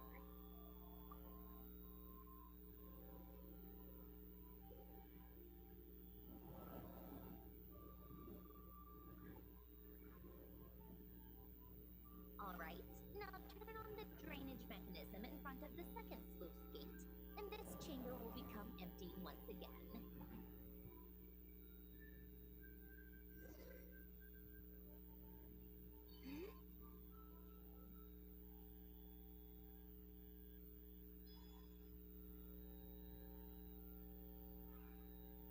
So, this is where you used to live? It's beautiful. There's even a garden. Back when I lived here, it was my job to tend to the potted plants and flower beds. Still growing strong even after all this time. Who would have thought? If the weather was nice, I would take Alen out in his wheelchair and we would go for a walk. Before long, we started bringing Polonia along too. Come to think of it, I was the only one who could get around easily back then. Polonia always got stuck at some point, and it was up to me to launch a rescue mission. Happy. I suppose they were. Of course, that was all just an illusion. Death still awaits all of us at the end. Oh. All right, enough standing around. Let's head inside.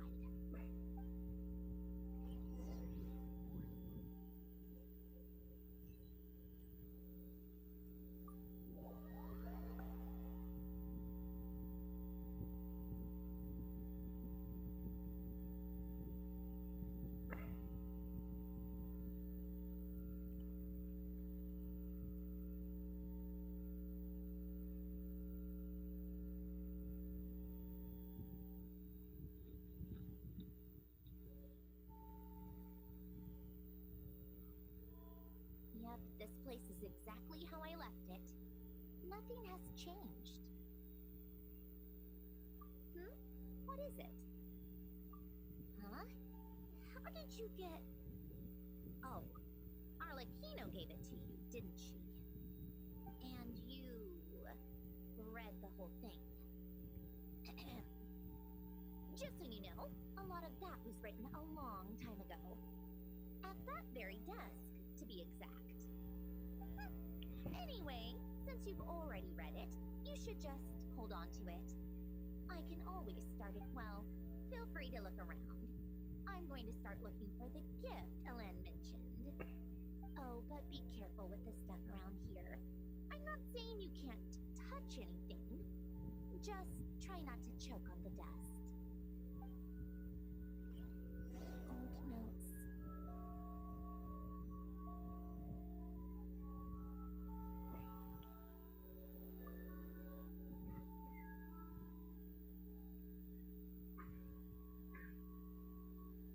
Oh, I played with these when I was little. During the first few months after I was created, I mean. At first, Alen and I would play together, but it didn't take long for me to become unbeatable. So, Polonia and I played together instead. Yeah. These don't look like Paimon's kind of games. Logic and math puzzles?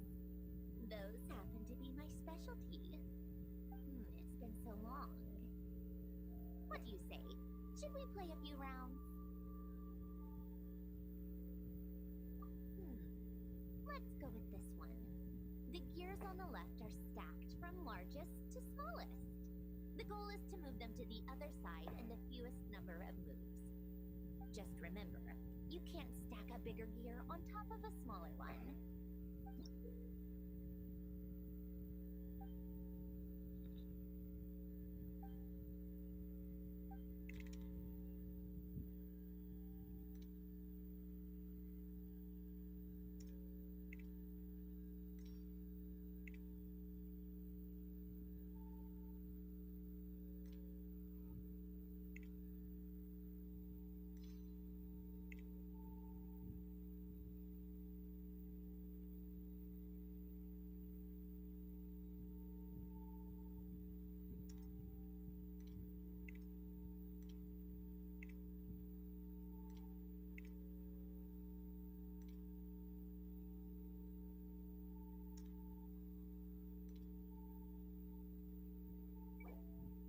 Need help?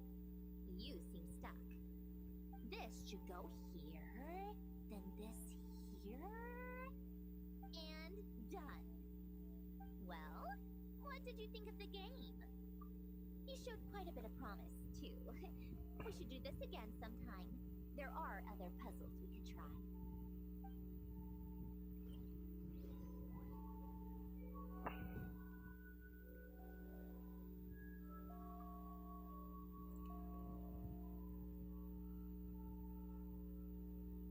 Oh, these are some of Alen's drafts from his later years.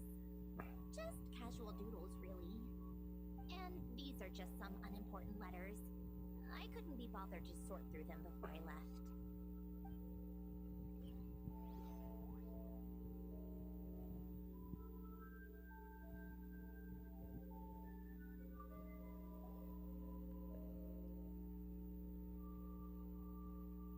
Wait, people in this picture look kind of familiar.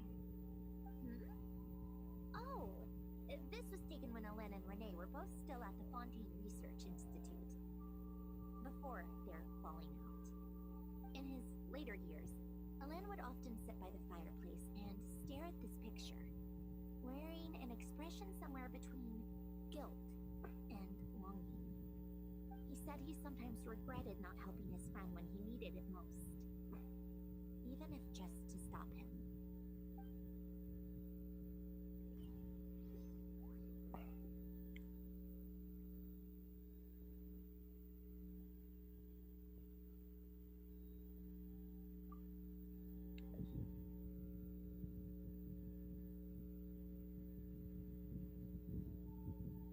This was Alen's workbench. Later on, of course, it became mine. It's where both Polonia and I were brought to life. Before Alen was bedbound, this is where he would teach me about mechanics. I would sit and listen, chiming in with questions here and there. Later on, when he got too sick, I took over and would work on Polonia here.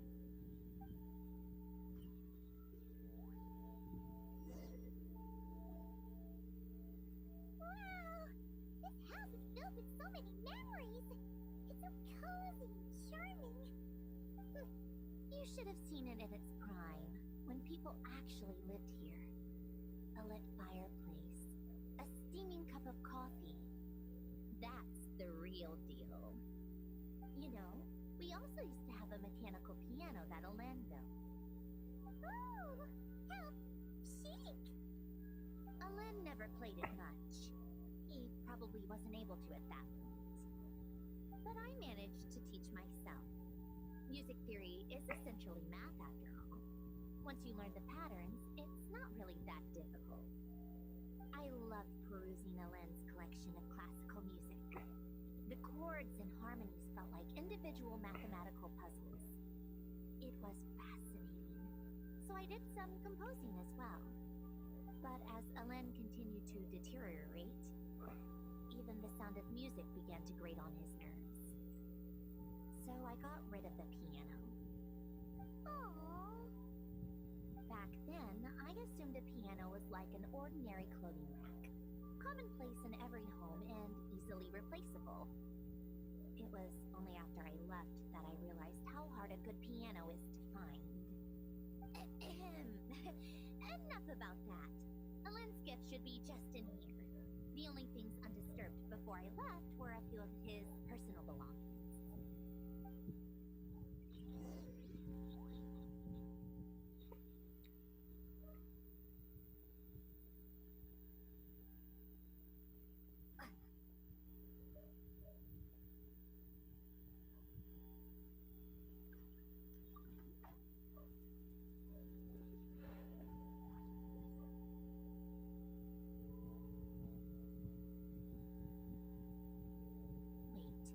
There's a hidden compartment at the back of this box. Looks like it's locked with some kind of gear mechanism. Knowing you, Alen, I'm guessing it goes like this, then like this. Got it. Am I a genius or what? Let's see here. Up You gonna open it?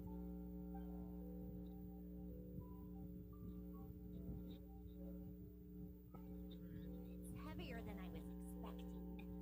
Just how much stuff is in here?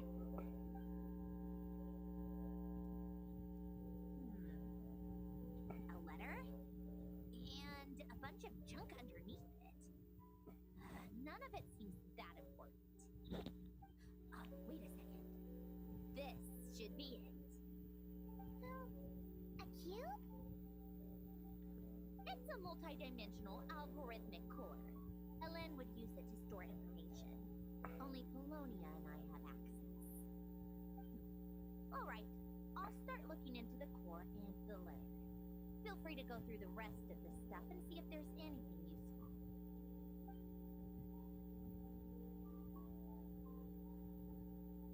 Okay. Hold on. There's another picture in here. This one has writing on the back. A snapshot of you playing among the plants shortly after you were born. You seem to like these flowers a lot. May you grow and flourish just as they do. Huh?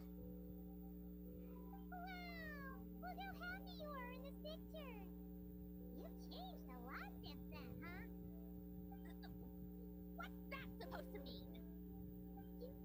Just that you come off kind of aggressive sometimes. Or, you know, annoyed at everyone around you. Well then, people should stop being so annoying. It's not like I'm the one with the problem. Of course not. Oh, here's something else. Looks like a piece of paper torn out from somewhere.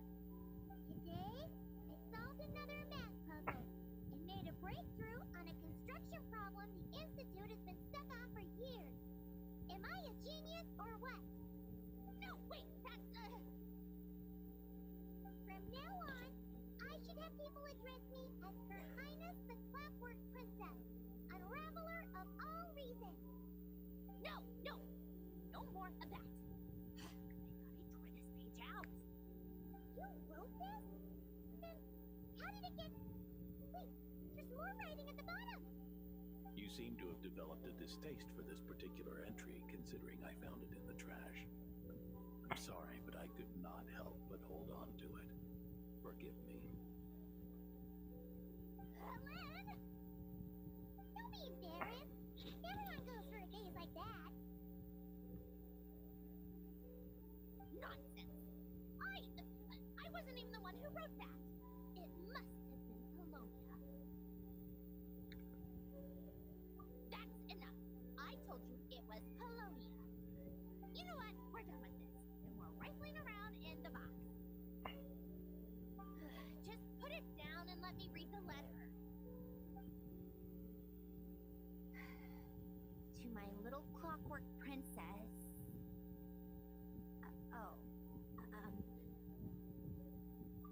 Not another word. Got that? If you're reading this, You've most likely received the gift I left for you. I just hope you didn't stumble across all this while cleaning out my effects or something trivial like that. I once asked if there was something you wished for. Do you remember that? I wonder if time has changed your answer. Regardless, I have another gift. A formula that will allow you to come face to face with the anomaly inside of you. If you even still call her that. Why this gift? To understand that, allow me to wax poetic on the soul once again. I would ask you to stick with me until the end, but I know you will. You always have. I believe a person should be born twice over in their lifetime. First, there's the birth that grants us life. Then, the birth of the soul. It's a matter of transforming the life bestowed upon us into the life we choose for ourselves. And to do that, we must look inward. We must make a conscious choice to define instead of allowing the happenstance of our existence to pass us by. This is the process of recognizing the soul that lives within us. You are my proudest masterpiece. I told you that long ago. But to me, you have never been a creation or a machine. To me, you're just like the rest of us. You have a heart. In fact, some theories think of the human brain as nothing more than a machine, and thought the product of its computations. So you see, perhaps we're not so different after all. Your inner machinery is just far more advanced than most. No matter how one looks at it, the heart is a complex thing, a place where logic and reason collide with our emotions. Your computational capacity allowed you to become sentient and develop logical reasoning. But it also granted you something that, on the surface, might seem contradictory. Emotion. Emotions and logic often clash with each other, and those instances of discord can accumulate over time. That is the source of what you refer to as the anomalies within you. As you told me once, you've always known what you don't want, yet you've never wished for anything in particular. Similar to how a blind person can feel when a part of their body is in pain without being able to fully visualize its form, such is your relationship with your soul. So, what I leave you now is this: a formula that will allow you to see the shape of your soul. For if you want to protect your heart, you must first be able to recognize it within yourself. Of course. Whether you use it is entirely up to you. You are, and always have been, free to do as you wish.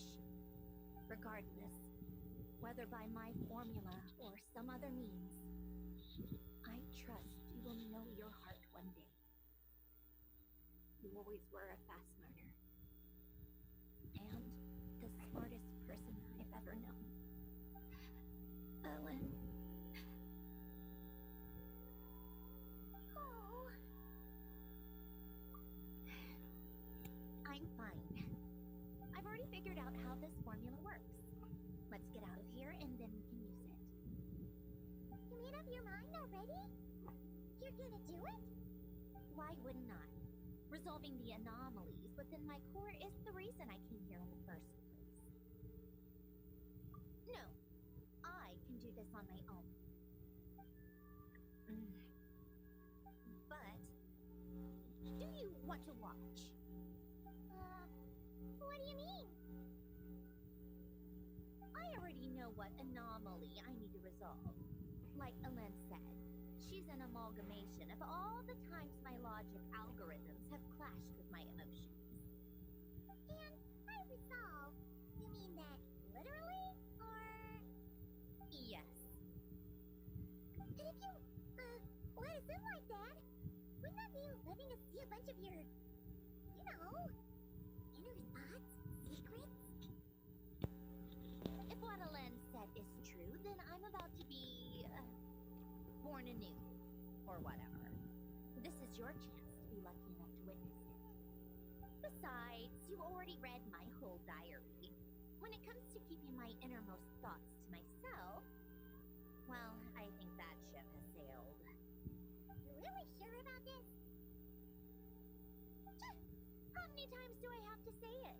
I finally let you in as friends, and you want to question it.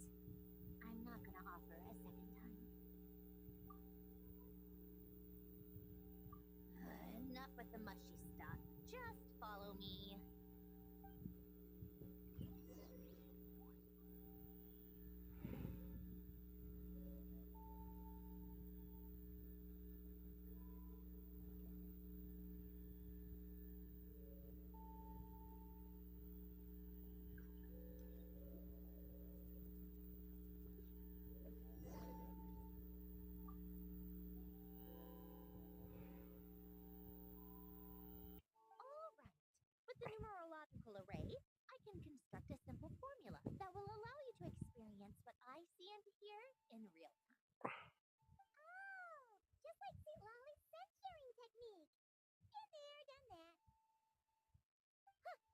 Sounds like that shaman has some tricks up her sleeve. The arcane and the mathematical are both fundamental laws of this world. Being able to achieve a similar result through both isn't surprising. Anyway, let's get this show on the road. But no comments from the peanut gallery, okay? I know I offered, but I still don't want any interruptions.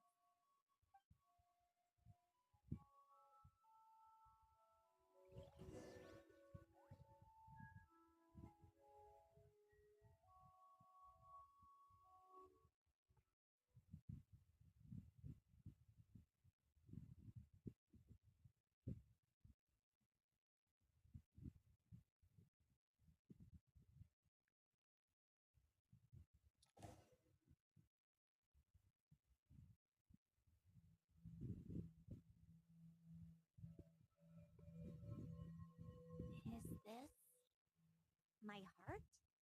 No, it's probably just the result of Elaine's formula. A space dedicated to resolving anomalies. Huh. But it looks like the walls are all mirrors? You made it. About time. Is that me? From the past? You just spoke of anomalies. Well, here I am. What happens when emotion contradicts reason? Shall we sit down and talk?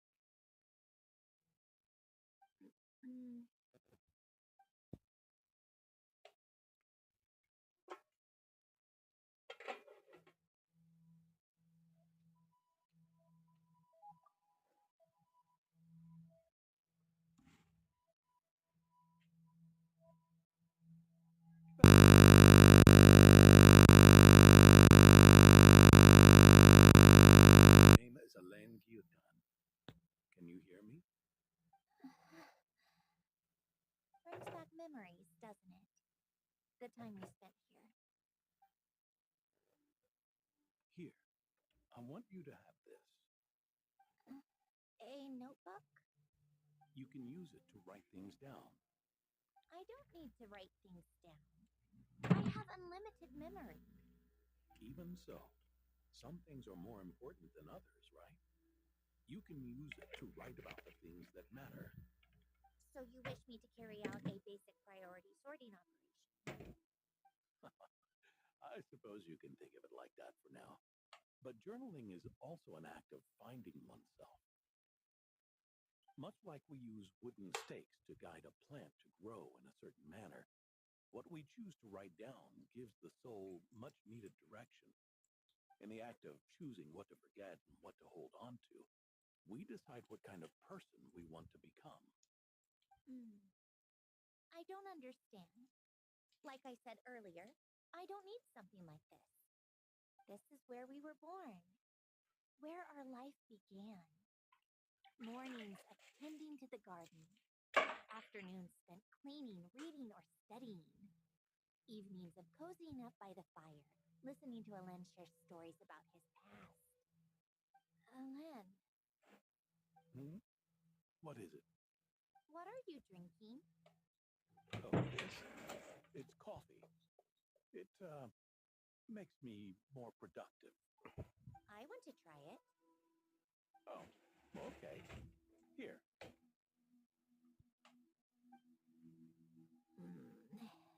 Bitter. Speaking of, why did you design me with senses? Taste, smell, touch. Well, I'm not quite sure. It just felt like the right thing to do. I suppose I hoped you might have a life of your own someday, and that you deserve to experience all life has to offer. Oh. Still bitter. But the smell is nice. I thought those peaceful days would go on forever. You know that's not possible. Maybe. But how was I supposed to know the end was just around the corner? That was just bad luck. Was it? Well, it certainly became a pattern, now didn't it?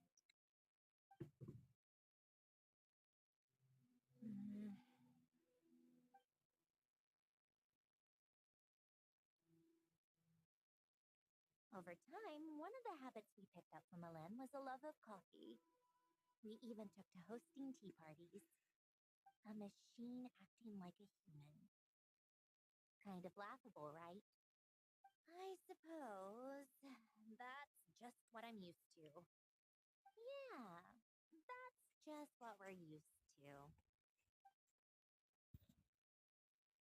Hey, this place isn't half bad. Great spot for a party. More and more people seem to be showing up to my tea parties uninvited. Anyone care to explain? Can you blame me? I saw Columbina leading Capitano somewhere, and I had to see what that was about. I'd simply asked Columbina where I might find Arlecchino. I have business to discuss with her, and Columbina suggested looking here.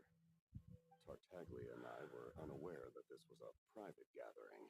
Apologies for the intrusion. It won't be for long. Whatever. Just add it to the list of annoying things that have happened today. What's one more? Since you're here, you might as well stay for a cup of tea. See? Told you she wouldn't mind. Much obliged, Sandrone. Well, look who we have here. Good thing I brought extra desserts. This has turned into quite the occasion. Capitano, I was just about to go find you. Pardon the intrusion. Rest assured, I won't sully your gathering with talk of work. We can have our discussion later. Spoken like a true gentleman. A certain unmannered 11th seat could learn a thing or two. You know, you really should start being nicer to me, Rosaline. Or I might just snatch that 8th seat right out from under you. I'd like to see you try.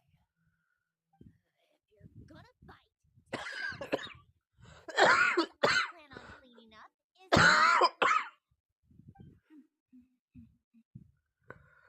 I still don't understand how our quiet afternoon turned into such a crowded gathering. One by one, people just kept barging in. And then, one by one, they left without a word. Yeah, pretty annoying, huh?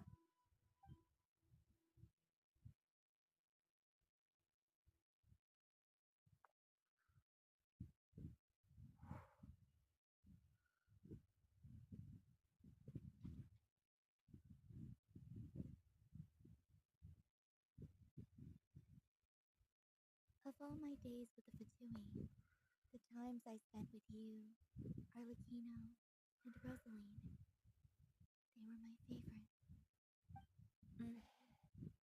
Goodbye, Sandrone.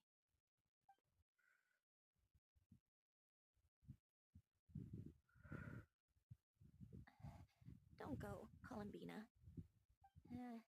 We should have just said that. Why didn't we? If we had, would the story have had a different ending? She couldn't stay. There was no future for her here. She would have just faded away. You're right. I suppose that's why you call me an anomaly. Every time you make a decision, there's a voice inside your heart. My voice, asking to contradict all logic and reason. Why didn't we make her stay? Is it worse to fight for something just to lose it? Or not to have fought at all? Don't you find it unfair? One by one, we keep losing the things we care about the most. But in the end, whether I want to fight for something or cry over all we've lost, you just push it down and pretend not to hear.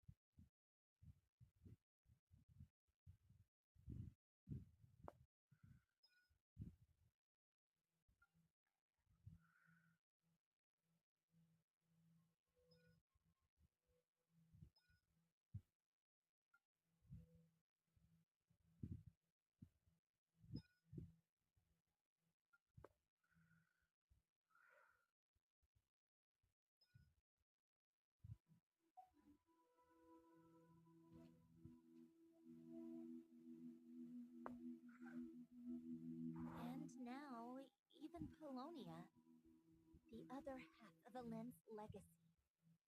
The last remaining member of our family. Even Polonia is no longer with us.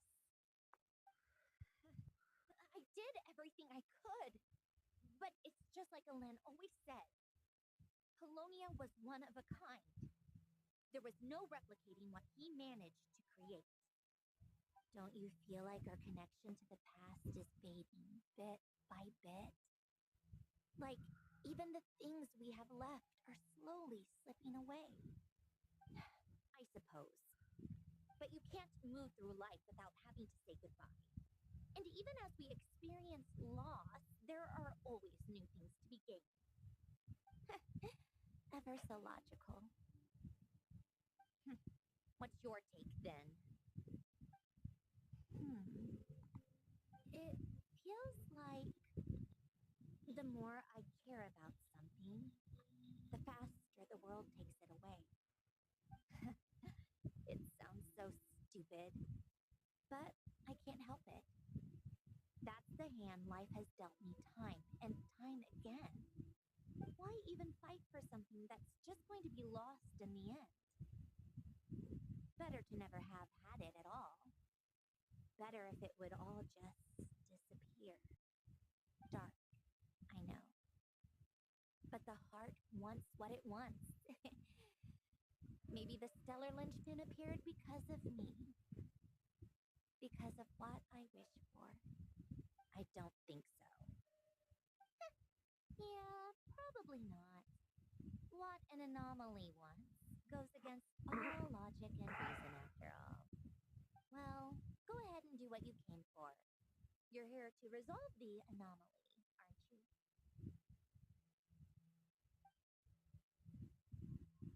Yes. What's it gonna be? Keeping me imprisoned here like before? Or eliminating me entirely? Like debugging a code? That might actually be a mercy. I don't care. I just don't want to experience the pain of loss ever again. Go ahead. I'm ready.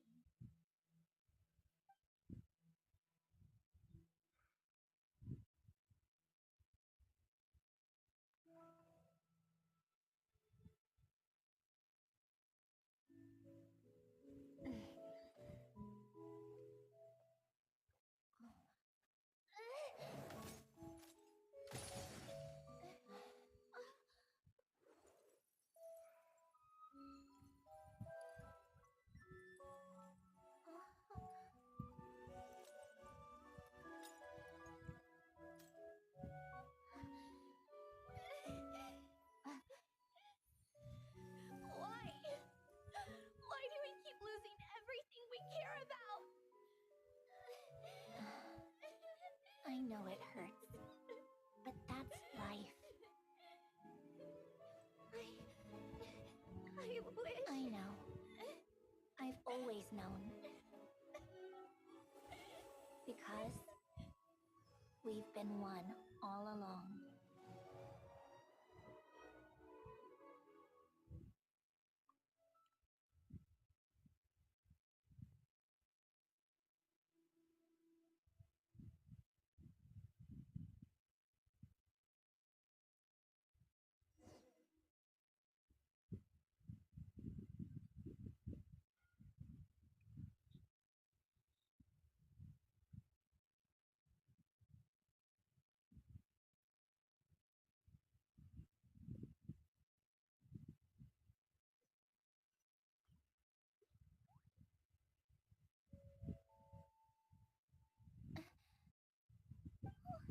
Sandrone!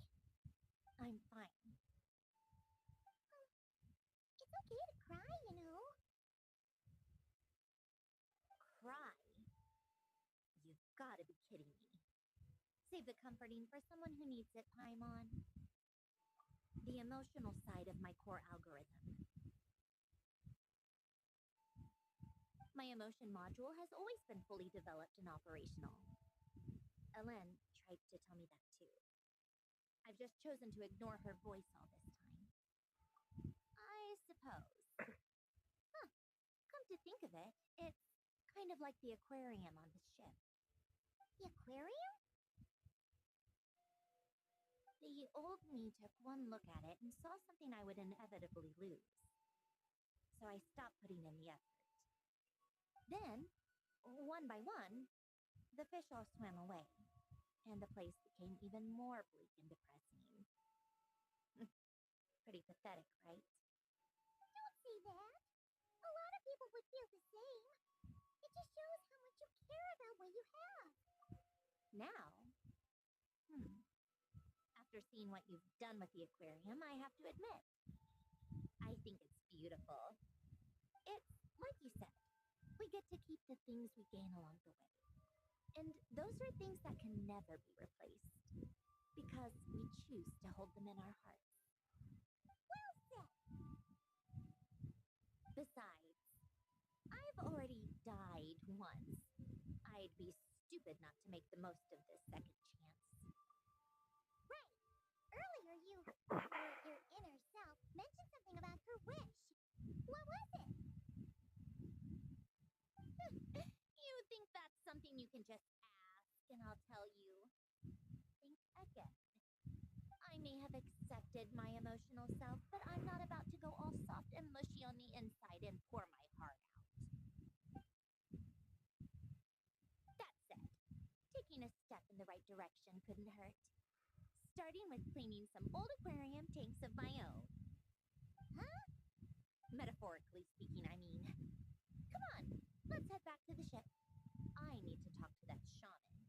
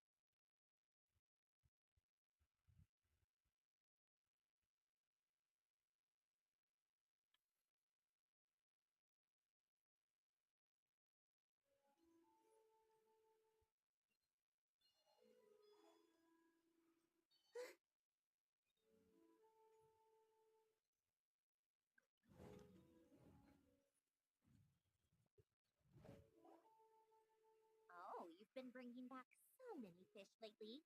The aquarium is starting to look like a real ocean habitat. We're practically pro fish adventures already. You appear to take great pride in your work. You betcha. But behind the sense of accomplishment, there's something else. Something more like... Yeah, that's it. That's how Paimon's feeling underneath. Why is that? Paimon's not sure. It just feels like something's missing. Hey, don't say stuff like that. How could anyone fear to eat such beautiful fishies? We're missing visitors to come and admire our amazing handiwork. You're saying you want to open the aquarium to visitors? Would that not be okay? If that's the case, just leave everything to us. We'll take care of advertising and all the day-to-day stuff. You just focus on your own work. If that's what you want. Huh? We only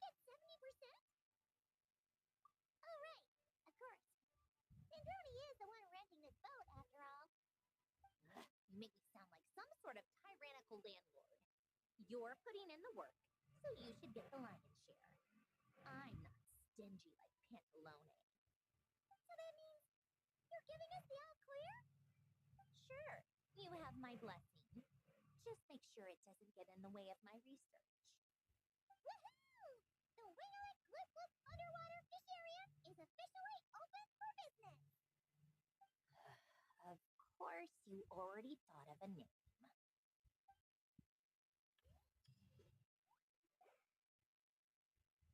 Huh? Resentful lost souls? You couldn't get comfortable sleeping near the Opera Epicles, right? Well, I bet that's why. The Fountain of Lucine is where all the water in Fontaine gathers. So that's where the emotions within the water converge as well. Hold on. If it's souls we're dealing with, feeling uncomfortable should have been just the beginning. I should have been able to hear their voices or something. And under normal circumstances, I'm sure someone of your talents would have. The problem is, these souls are no longer complete. Remind me how they ended up like that again?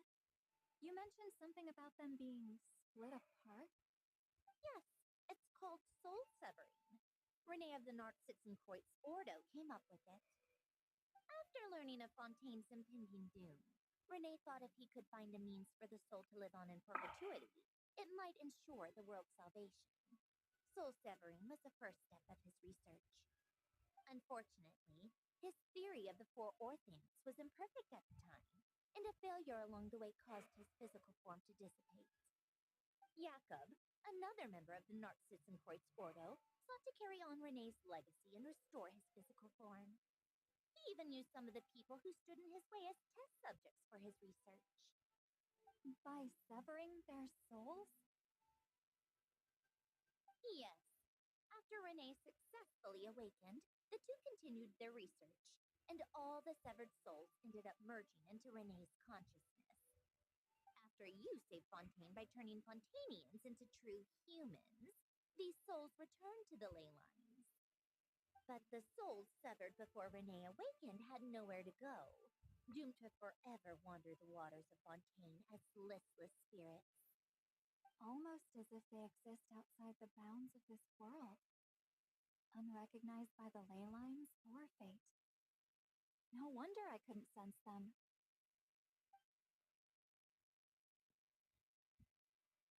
Not only that, but over time, they began to fuse with other entities. Their inner resentment lured in all sorts of evil beings, which corrupted and defiled them into nothing more than accumulations of filth. But the full transformation must have been recent. Otherwise, the Udex surely would have noticed. Wait, no, he must know already. That would explain the underwater Melazine patrols. No wonder I kept running into officers from the Mara show Phantom earlier. In that case, let's go find Nervalette and we can sort it out together. No, not just yet. Why not? For one, the diplomatic castle alone would be a nightmare. Even though I haven't reported back to Snezhnaya yet, I'm not planning to leave the Fatui anytime soon. Besides, with me here, success is a done deal. Involving other people would just complicate things. All I need is for Miss Lolly to help pinpoint the location of this monstrosity. Think you can do it? With my eyes closed. This is what I do. I'm a lot better at it than manning a desk, at least. But, how exactly do you plan on resolving this soul stuff? Even to me, there's no obvious answer. Seems pretty complicated, all things considered. Just trust me. I have the perfect solution. Oh, all right. If you're that confident, we'll follow your lead. Why the sudden interest in helping Fontaine with this, Androne? You never knew Renee and the others, right? No, I didn't. And you're right. This problem has nothing to do with me. I wouldn't get within 10 feet of the Narcitzenkreuz Ordo or its members. But in his later years, Elen told me he regretted not helping his best friend when he needed it the most. He also felt sorry towards Marianne for being too lost in his mechanical research to look after her properly. If he were still with us, I think he'd do the same. He might have a few choice words to say about it, but even after everything, he wouldn't leave his friend's mess for someone else to clean up. Friends shouldn't hold grudges or leave behind regrets. Fixing what happened between him and Renee was one of his greatest wishes. All I'm doing is fulfilling it in his stead. You know, you really do seem a little different now. You mean everything that just happened wasn't for nothing? Why, thank you for pointing out the obvious, Paimon. Just washing off the grime of the past. Turns out, a lot can build up after being ignored for so long. What's this about aquarium tanks all of a sudden? They go off on some grand adventure and what? Now they have their own private code? Stupid. All right then, Sweet Lolly. Tracking this thing down is up to you. Huh? Oh, right. No problem. You get this, Brittany. It's like... You, come with me to Hotel de Boer for a drink. Right now. Why? Because I said so. Miss Guillotin, I'll report back on the location tomorrow morning. Just need a drink or two first to bolster me up. Well, don't let me keep you. All right, you. Time to go. I've got scores that need settling. Huh?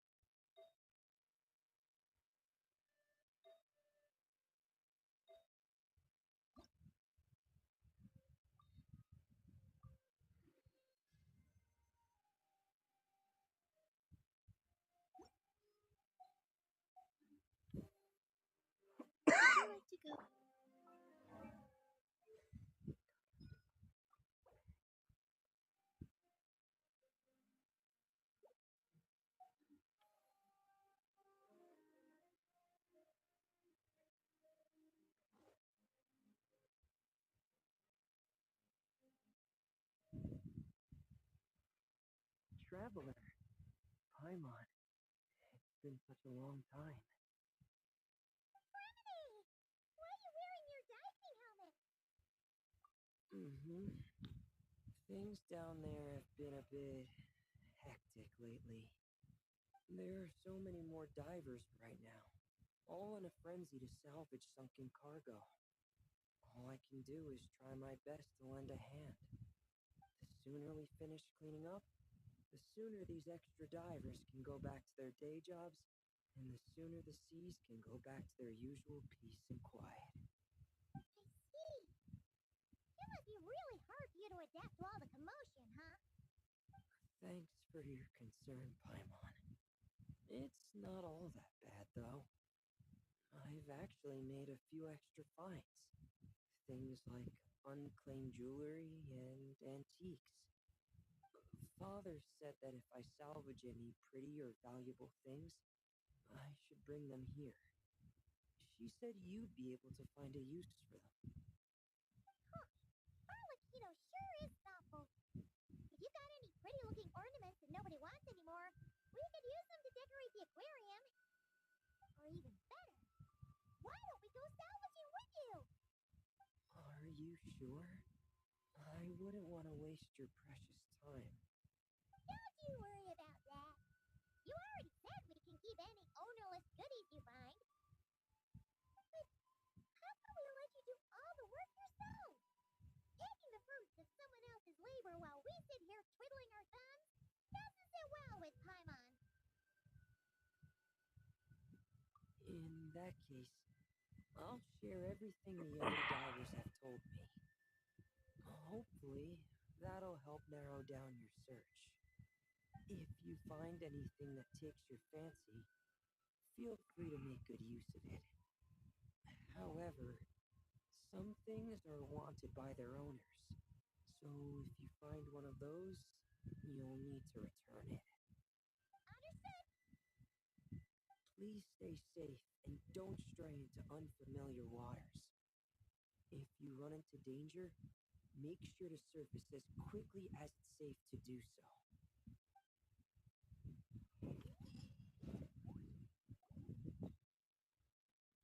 Sea Lolly sure drank a lot last night, huh? Wonder if she's even awake. Good morning. Calabina! Oh, you sure know how to make an entrance. What are you doing here? We just finished filming the last-minute scene, so I came up to get some fresh air. The others are still down below discussing what the final scene should be. You mean, how it should end? Yes, they're torn between whether the heroine should reunite with her old friend or not. Ah, because the whole point is that she came to her friend's homeland to search for her, right? Oh, Paimon almost forgot the plot. Yes. Director Farina and Miss Chiori think a tragic ending where the two never meet would be more poignant.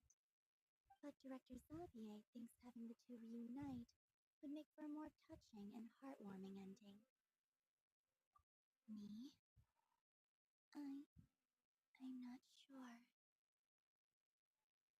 On a personal level, of course I want to see her again. Of course I want to experience that moment where we reunite, even if it's just for the cameras. But that means an actor would have to take her place, and that makes me feel... Oh. Huh? Yeah, so what's the worry? Making a film is supposed to be fun. Besides, it's all gonna work out. You can trust Paimon on that. Work out? How? Well, you know. Yep, exactly. Okay, I trust you. I'll just focus on having fun for now. Well, look who we have here. Traveler and Paimon. Oh, the lighting specialist and clapper loader that never were. Yeah. We kinda went AWOL, didn't we? Sorry about Don't worry about it. Everything's going smoothly on our end, so just do what you need to do. You seem to be in better spirits now, Miss Columbina. I apologize if our earlier discussion put you on the spot. It's okay. I'm fine now. The Traveler and Paimon talked me through it. So, what are your thoughts on the ending then? Should we have them reunite or not? We should tie everything up in bows. Huh?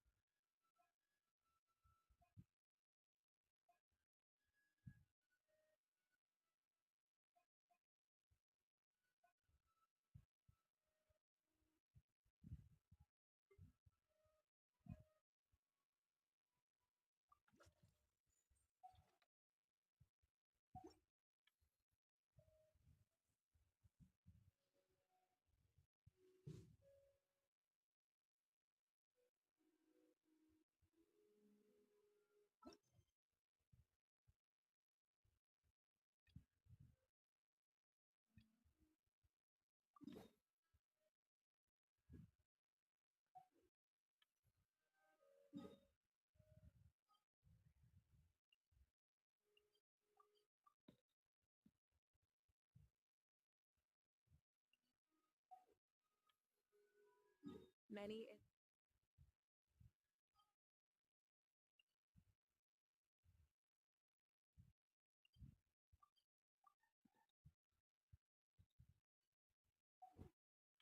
have a compulsion to follow the light, and humans are the same. Except we call that light hope.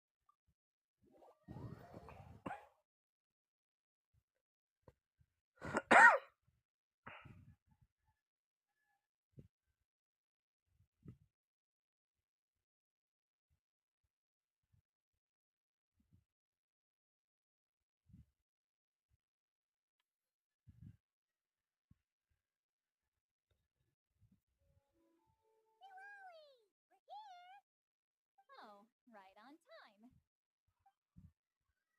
Well, yeah. We weren't the ones who drank our weight in alcohol yesterday. What? Are you suggesting Granny can't handle her liquor? It takes a lot more than that to get me drunk. Really? You stopped making sense after a while. Did I? Huh. News to me. I didn't say anything too crazy, I hope. Let's see. You spent half an hour bad-mouthing Auroron, half an hour complaining about work, an hour talking about light novels, and, Paimon kind of fell asleep after that. Are they gone? Huh? Oh, the crew? Yeah, we bumped into them on the deck, but they just left. Wait, but now that everything with your core is sorted out, what's stopping you from seeing Columbina? She misses you a lot. I just want to deal with this mess first. Besides, this is a perfect chance to make her jump for once. I have to plan it out more. But enough about that. Were you able to pinpoint the location of our target? Of course. When Granny Eatsley promises something, she delivers. Great. Let's see. Morte region. Wait. This is the Tower of Gestalt. The place the souls were severed. Is that the source of the resentment? Or is it the Narcissus Kreuz Ordo in general? Let me come with. This thing's movement isn't fixed. If it's not at this location when we get there, I can use a ritual to summon it. You've already gone to more than enough trouble. I don't mind. These old bones have nothing better to do anyway. Summoning a spirit isn't going to do me in. Besides, if I don't go, I'll just have more inside jokes I can't join in on. All right then. I appreciate it. There's no time to lose. Let's head out.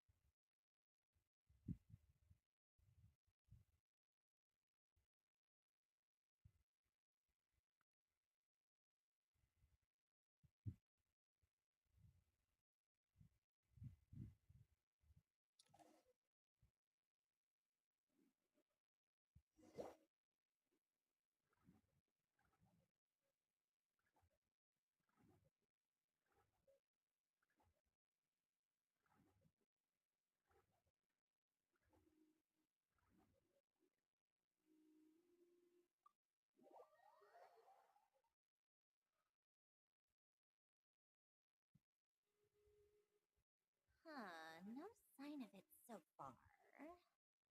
Should I start the summoning ritual? Let's drain the water from this floor of the tower first. It'll make it easier to move around. Wait, we can do that? Of course. Alan and Renee both saw the future that awaited Fontaine and even shared a few methods for waterproofing buildings. The principle behind it is not important. Just unlock the mechanisms in the order I tell you.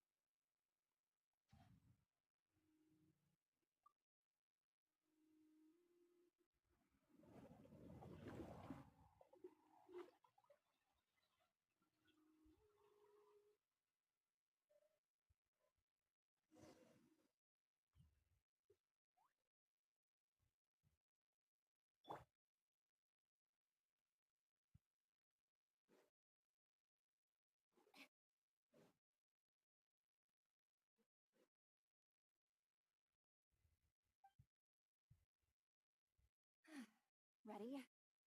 Yeah, when this thing appears, I'll try talking to the souls inside. But more than likely, they've already been driven to madness. If communication fails, we'll have a battle on our hands. In that case, I better find a hiding spot. If a fight does break out, I should be the one to deliver the final blow. Trust me on that. Understood. All right, I need quiet. Wandering spirits, drifting along the tides. Hear me now. Broken souls, silenced, torn apart, and forsaken. Follow the traces of the past and return to us. Let resentment recognize resentment.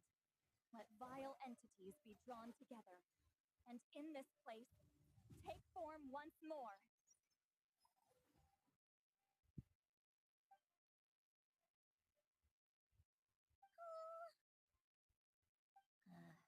What now? Is that it? This is exactly why I deal in math, not magic.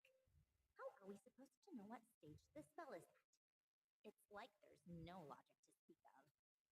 Mechanical science is so much easier to...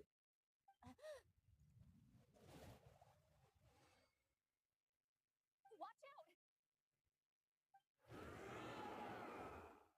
Hey, you! Or whoever's inside of you. I need you to listen to me. I'm a descendant of Fontaine's Lord Artificer, Alain Guillotin. I can make you whole again and return you to the ley lines. You just need to work with me here.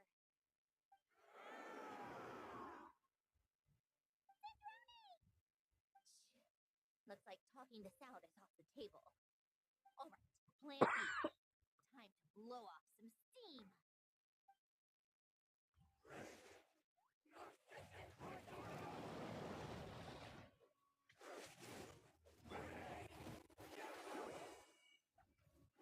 You're cursing out the wrong person. I didn't even know them.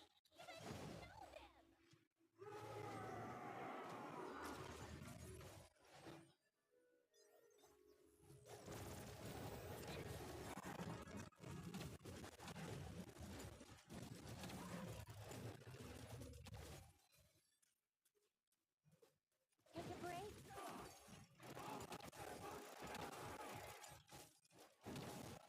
Most of them already did. But you still have a chance to return to the ley lines and reunite with your family. Just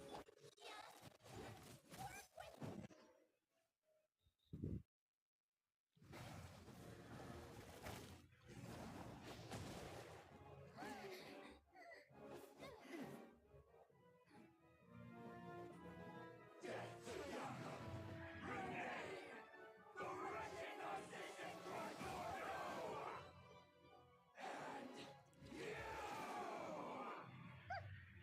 I told you I'm not like them.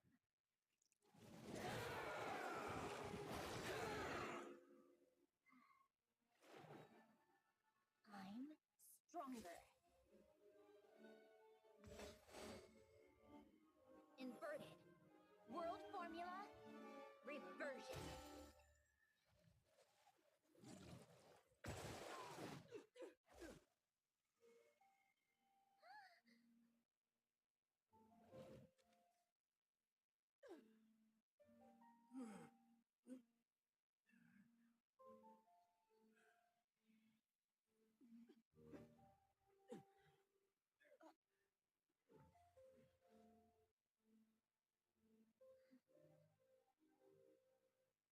Be at peace among the tides.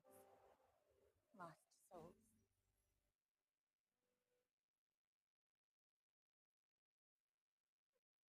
Is it over? Yep, told you it'd be a piece of cake. How did you do that back there? That creature was nothing special. Add a bunch of souls with nowhere to go, a touch of malicious energy, a few impurities, and a whole lot of resentment, and that's what you get. All I did was separate the original souls from the rest of the filth, allowing them to be accepted by the current rules of the world. The principle behind the world formula is divergence. Starting from a point of origin, it deconstructs and reconstructs the possibilities of the world to find certain answers. So, it would follow that reverse calculating the world formula allows us to achieve convergence and restoration instead. Using the numerological array, I was able to do just that. It's similar to the concept of homological reduction in mathematics. I reduced them to the basic fundamental essence of their being without changing their underlying nature. That meant... never mind. Judging by all the blank stares, I'm guessing you don't actually care. I think I finally understand how Outlanders feel when I ramble on about shaman stuff. Point is, it was super impressive. You really are amazing, Sandrone. You're just realizing that now? Enough about that. We should get going. I'll go reset the mechanisms inside the tower. See you back on land.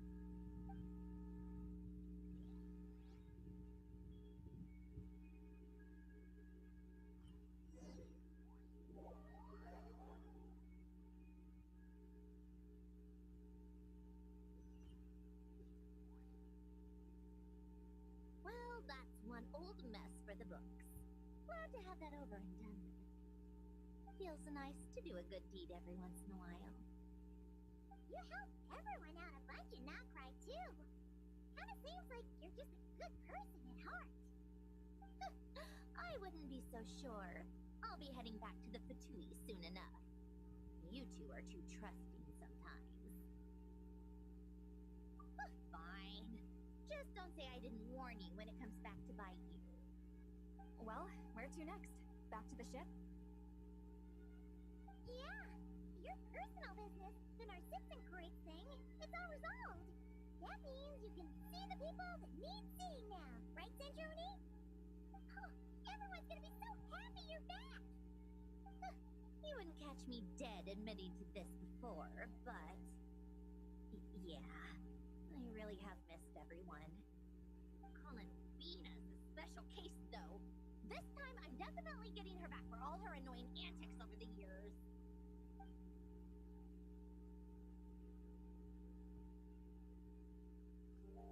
She'll sense me coming from a mile off. How am I gonna...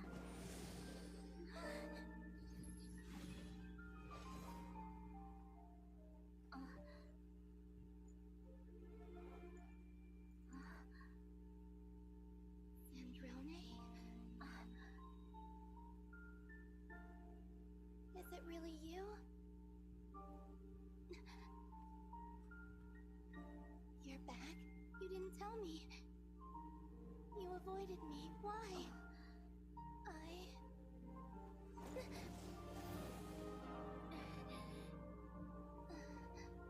Sandrone. Now we're even. I missed you so much. That makes one of us, idiot. I'm here, Colin Pina.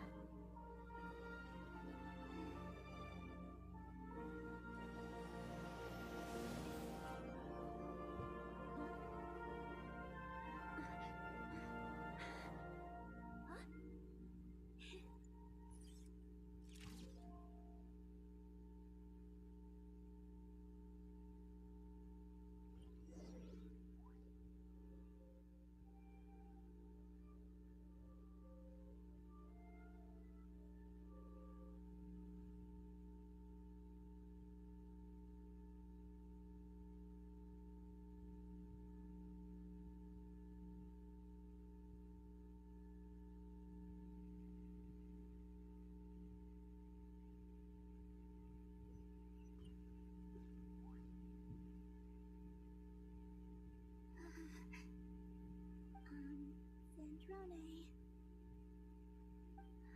Don't ruin the moment. Or I'll start thinking about how you teleported me to a random location after I explicitly told you to stop doing that. And scene! Bravo! Bravo! We got it! This is exactly the ending I was hoping for. Huh? Where did you just go, Miss Columbina? You vanished, and then the next second you were back hugging this, new friends here. That was all on camera? Yeah. Well, the camera was already rolling and happened so fast, so yeah. Hold on. This must be... Yep, my best friend. The one I was looking for. I never thought I'd actually get to see her again. I'm just so happy. Plus, the film got a happy ending too. It's all thanks to you, Sandrone. Sandrone? You couldn't stop being annoying for 1 second? Colin Beana!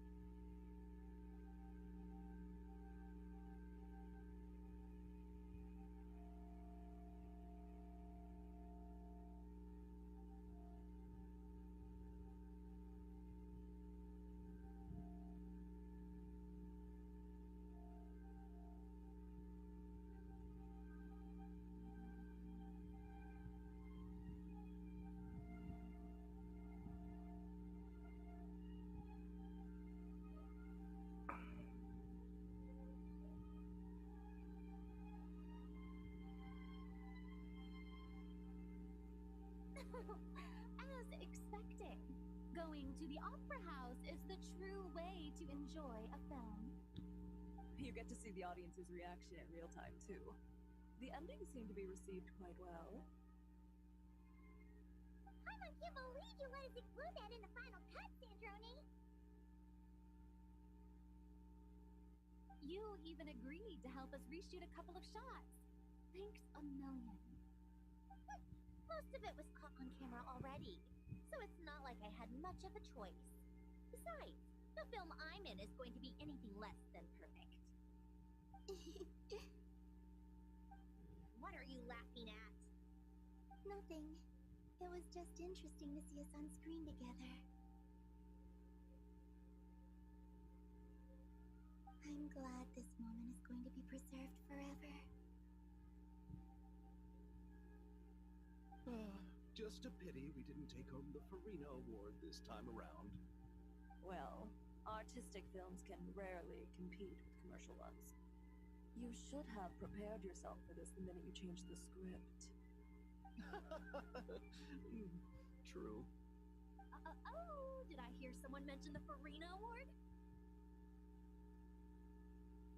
Come on, don't gloat. I won't. Our crew winning the Farina Award was a team effort after all.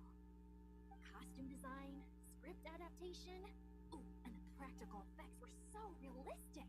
The flames and explosions even made me jump while we were filming. A lot of the effects were based on actual items the Special Patrol confiscated from criminals. Who knew they'd serve another purpose, right? But it turned out amazing. Really brought the thrilling scenes from the novel to life. Fontaine's film industry is seriously impressive. What film did you have for Lolly? Isn't it obvious? Great Detective Herlock, of course. That's the whole reason I'm here. You all should be proud, though. A lot of critics are saying really good things about your film, too. Longing and loss, searching for something even after it's gone. It's a film that makes you think about life and how important it is to explore those themes. Well, that is what the art of storytelling is for. Watching a film with friends is so much fun. There's so much to talk about. Ooh, let's throw a celebration later then. We're all old friends. Oh, we can find a place and chat to our heart's content. How about the Wingalette? That's perfect. Friends and family are more than welcome too. So if you want to bring people, don't be shy. You all can head over first and make yourselves at home. I'll bring over some refreshments in a bit. I just have one more stop to make first. Can I come?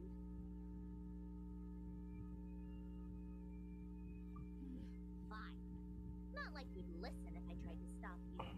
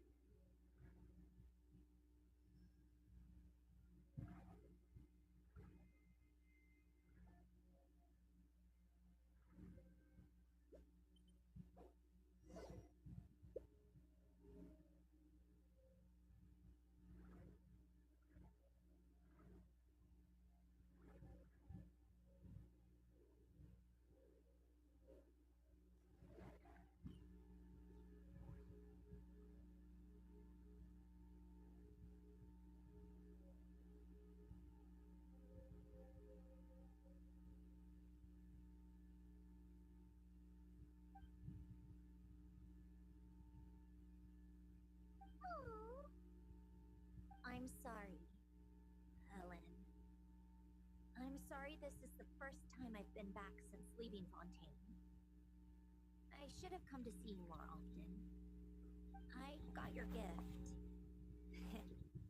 I even cleaned up one of the Narcissenkoi's Ordo's messes along the way. Our home is just as quiet and warm as it always was. The flowers in the garden are still thriving. I'll make sure to tend to them more often from now on. Colonia received irreparable damage in battle. I should have taken better care of your invention. I'm sorry. Colonia was family to me. Just like you. You always said I was a fast learner. But I'm not so sure. It took me far too long to learn the things that truly matter. I never said this to you back then, but thank you for creating me. For giving me the chance to experience life. Being your family meant everything to me.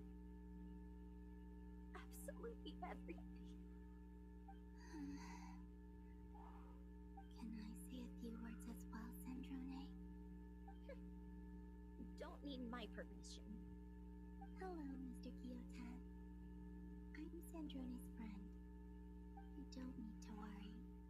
Sandrone is doing great.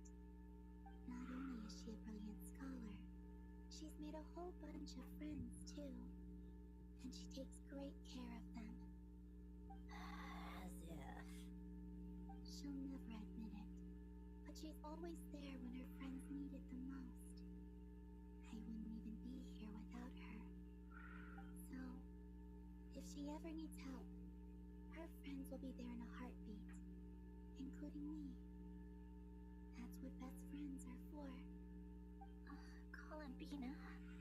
What else? Oh, she likes drinking bitter coffee, listening to piano music when she can't sleep. Turns out she even likes giving hugs. No, wait! Don't tell him all that! Huh? I don't understand. I didn't think you'd want to hide things from him. Well, yeah, but there are still things I don't want to say. Okay. I'll come by myself and tell him for you then. That's not what I meant. Enough with the speeches. If no one has anything else to add, let's just leave it there. Should we say a few words too? Kinda seems like Columbina said it all. Oh, great idea!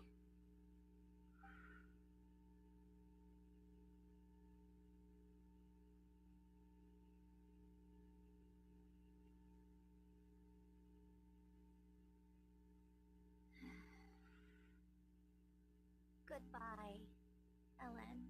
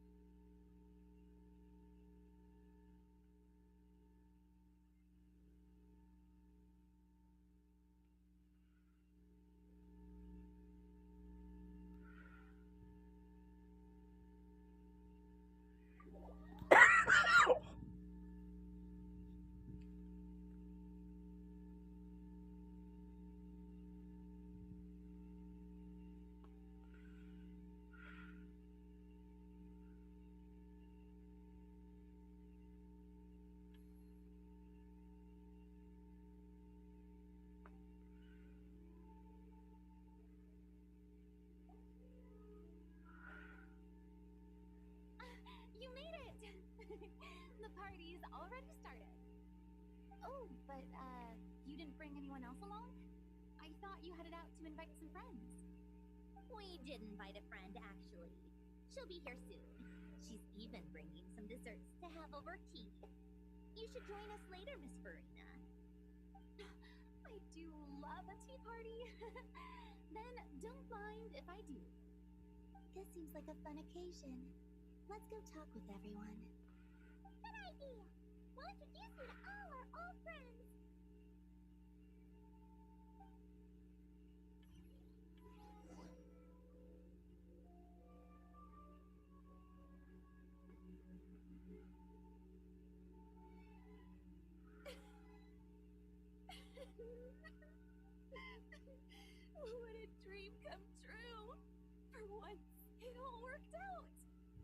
can die without regrets.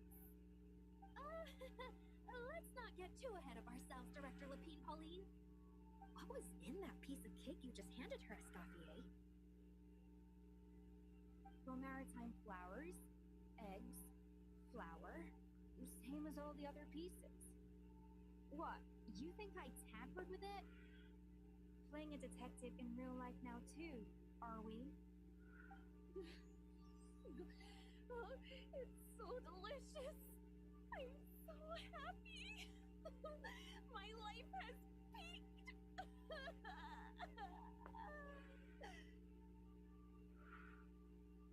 Miss Lapine Pauline, look who I brought. Master! Wait, what happened to your face? Why are you crying? Never mind my face. Here, let me introduce you.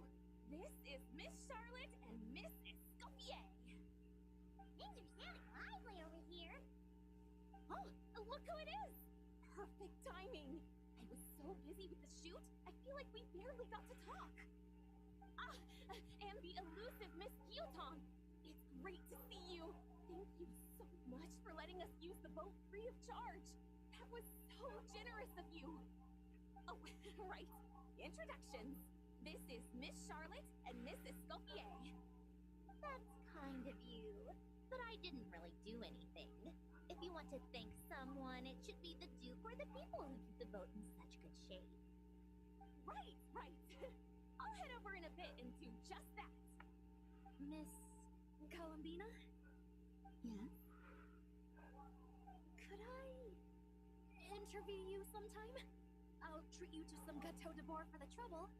There's only a limited amount available each day, but it's an absolute must-try when you're in Fontaine. Oh, sure. Bold of you to use my own cake as a bride right in front of me. You know what? When else are we all going to be together like this? Come on, everyone! Grab your drinks!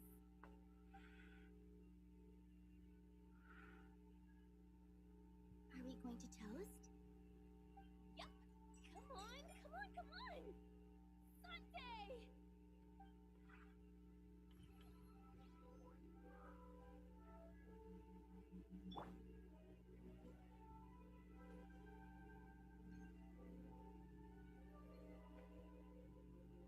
Granny Eatsley, you're really not going to let us borrow these cute little stuffed toys for our magic show?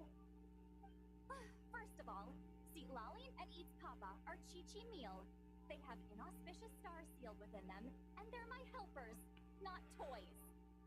But the Grin Malkin Cat and Boggle Cat box are Linny and Lynette's helpers. And they still make good partners on stage. Agreed. We've never had a Chi-Chi meal pop out of our hats before. It would be quite the surprise. I think the audience would love it. If this was the Masters of the Night Wind, these kids wouldn't have even had the guts to say my name, let alone pester me like this. I'm terrible at dealing with requests like this. Oh, Traveler, quick, save me! You think you're so funny. Lady Sandrone, Lady Columbina. Hello. Don't look at me like that. I don't have any mechanisms for you to break. Don't be fooled by my sister's demeanor, Lady Sandrone. She's just as delighted as the rest of us to have you back. Well, I suppose when I'm not so busy, I could find some time when Arlecchino is around and bring over a few gifts to the House of the Hearth. You're too kind, Lady Sandrone. I'm sure just your visit alone would make Father more than happy. I just need to borrow them for a bit. I'll pull them out of my hat, give them a quick hug, then give them straight back. When did hugging become a part of it? Oh! I could lend you pair, so you have something to hug in the meantime. He gives really good hugs. I don't need something to hug in the meantime. I issue was never the hugs. How about this? You can have 2 VIP tickets right next to each other. Excellent view. Right next to each other?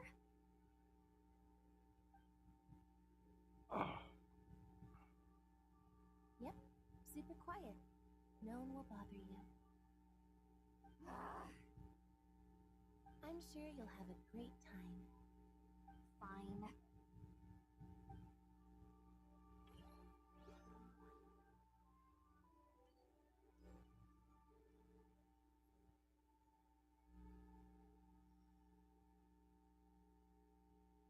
You made it. Sorry for starting the celebrations without you. No worries at all. We're just glad everyone's having such a great time. Oh, right. You've probably seen them around already, but let us introduce you for real. This is... Miss Columbina and Miss Guillotin, right? Oh, we saw the film you were in. It was so touching. Yep. This one started bawling her eyes out right next to me in the theater. I know. I didn't bring nearly enough tissues. Thanks. We saw your film too. I memorized all your names. Oh, yes, we can skip the introductions then. Our effects were pretty over the top, right? Some of the extras in the big scenes were actual members of the Spina di Rosula. So basically, your contribution was creating realistic-looking chaos. That wasn't the only realistic aspect. Miss Chevreuse and Miss Emily were also kind enough to lend their expertise on criminal investigations and forensics. Oh, it was nothing. I was just honored to take part and help out. Wow! No wonder your film turned out so good. You basically had an expert in every field. Talk about stat crew. Oh, speaking of, want to join in on a round of tabletop troupe later, Miss Columbina and Miss Guillotin? I mean, what better place for a party than a party? Here we go again. That sounds interesting. Yes, persuasion successful. What about you, Miss Guillotin? I guess one round couldn't hurt. Critical success. Wait a second.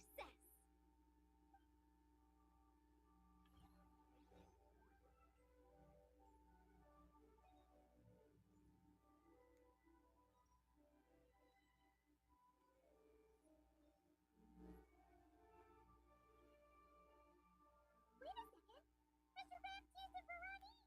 You're here! Friends of yours? Veronique is the prop manager for Musketeer Pictures, and Mr. Baptiste is the author of The Two Musketeers. Yeah, former prop manager.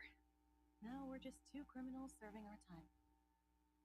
Thanks to Duke Risley and Nurse Sijuin looking out for us. Not too bad, actually. You make it sound like I'm giving you special treatment. I just think the method of justice you chose to pursue is one people can respect. You're far too modest, Your Grace. The only reason we were even able to come to the surface for the festival is because you fought for it. It's also just good for the physical and mental health of the prisoners in general. Anyway, I suppose I have you to thank for keeping the winglet in such good shape. I never knew she could look so striking. I didn't do anything special. It was mostly the Traveler and the others. Don't sell yourself short, Miss Guillotin. You are the current captain, after all. In light of that, I have to ask. Do you mind if I leave up some of the installations so the people back at the fortress can also enjoy the aquarium? Huh? Like I said before, I just think it would be good for the inmates who clean and maintain the winglet to see their work put to good use. Besides, maintaining an aquarium is sure to be a lot more interesting than scrubbing rust off the walls and deck. Oh, of course I don't mind. I'm grateful you even want to keep it. Great. Then it's decided. That's amazing, Sandrone. We should go hang out at the Fortress of Meripede later, then. You do know you just invited me to hang out in prison, don't you?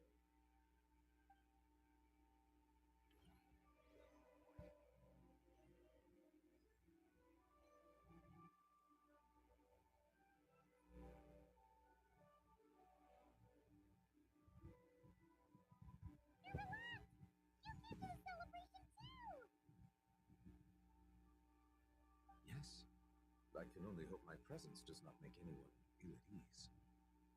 Who's this? All right!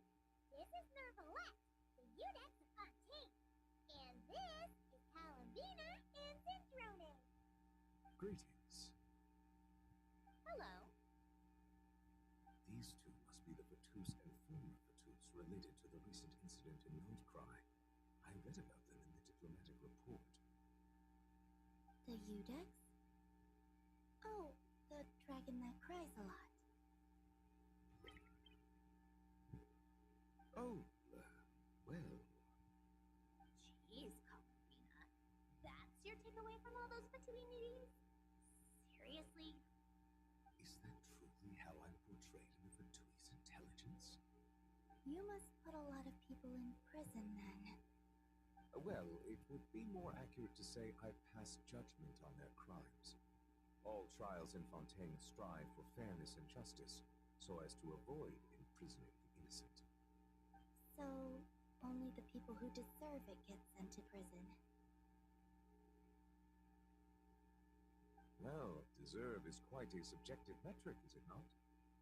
At the very least, I can promise that in every trial over which I preside, I make every effort to deliver a fair verdict. Yeah.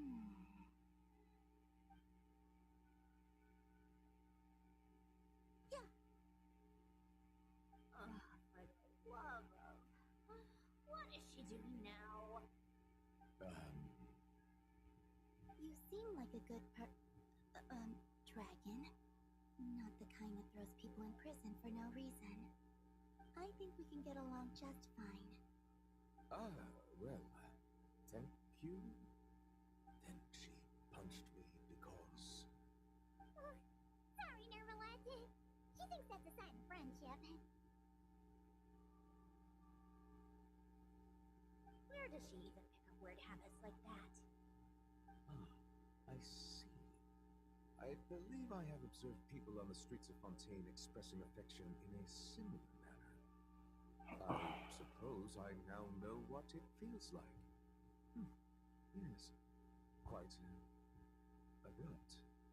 You know, these two are surprisingly alike.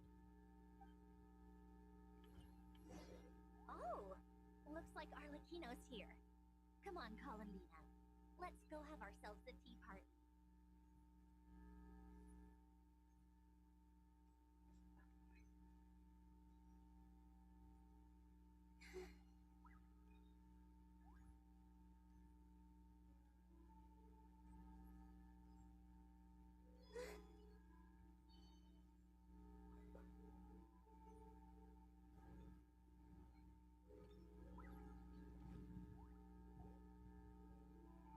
Well, it's been quite some time since the three of us gathered to drink tea like this. Yes, but your tea is as good as ever, Zendrone. Of course it is. The pastries you brought aren't half bad either, Arlecchino. I'm glad to hear it. Are they to your liking, Miss Farina? If I remember correctly, this particular cake is your favorite. Yes, thank you. The tea and pastries are absolutely delicious. I can't believe I'm casually sipping tea with 3 harbingers. Or are some of them former harbingers? Who knows? Due to diplomatic reasons at the time, our last tea party was rather tense, wasn't it, Miss Farina? You have my apologies. But this is simply a casual gathering of close friends. So I do hope you can relax and enjoy yourself. Of course. I appreciate the hospitality, in both cases. Next time, let me be the one to treat all of you. I'm sure we'd all be delighted to have you join us more often. The same goes for you two. Of course we should do this again. We've all been through thick and thin together by this point.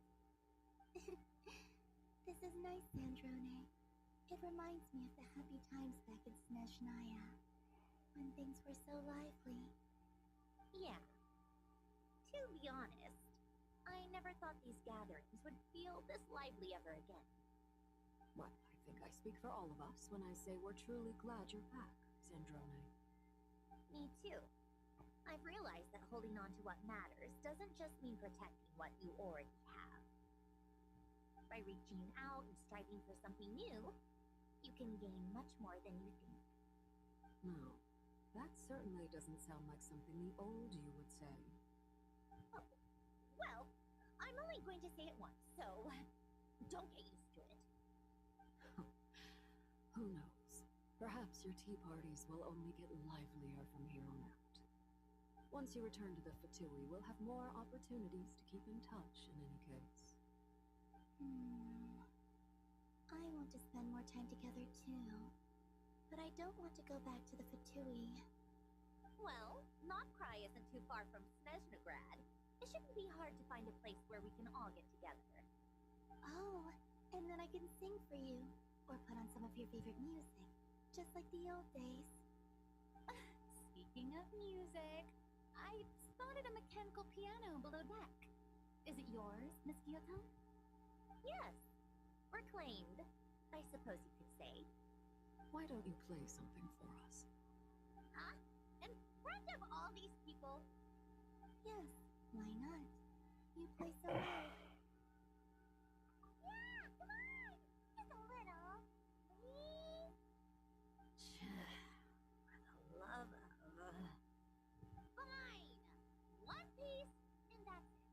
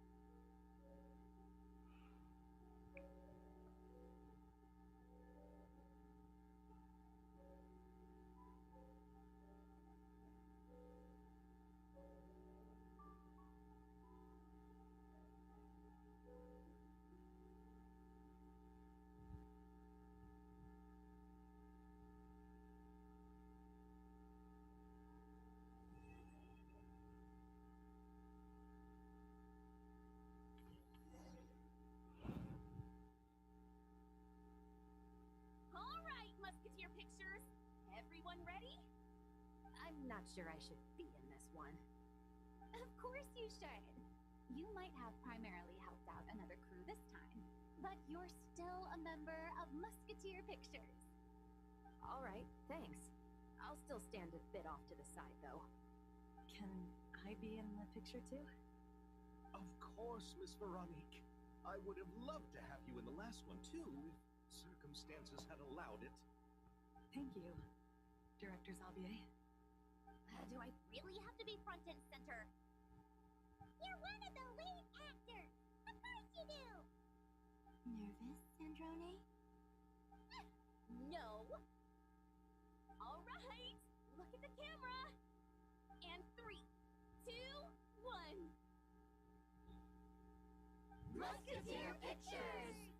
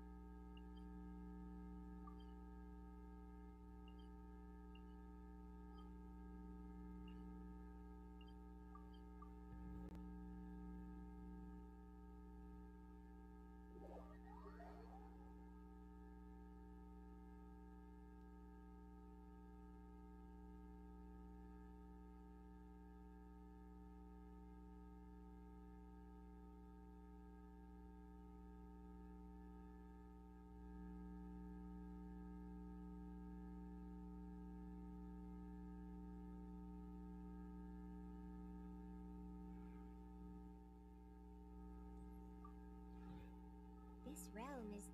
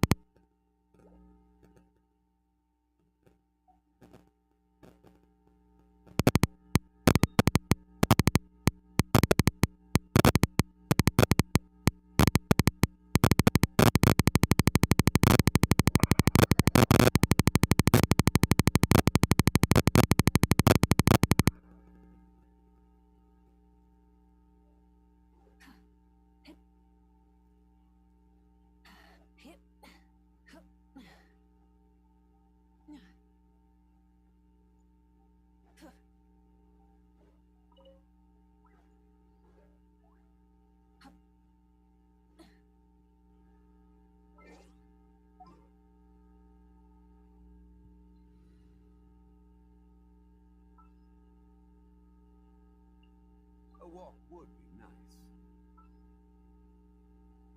Let's finish this swiftly.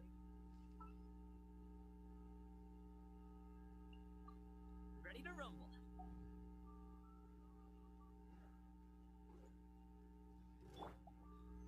Stabilize.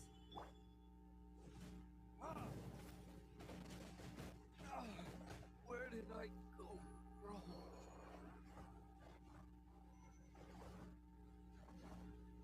Gather. Light it up! Rev the engines! Pyroclastic surge!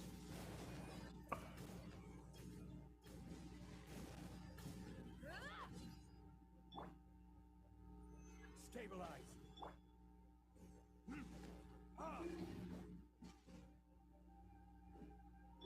Alley-oop. Burn it down! Incinerate!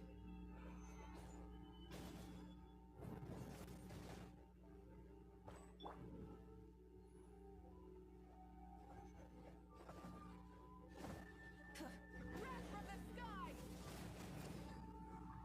Full throttle!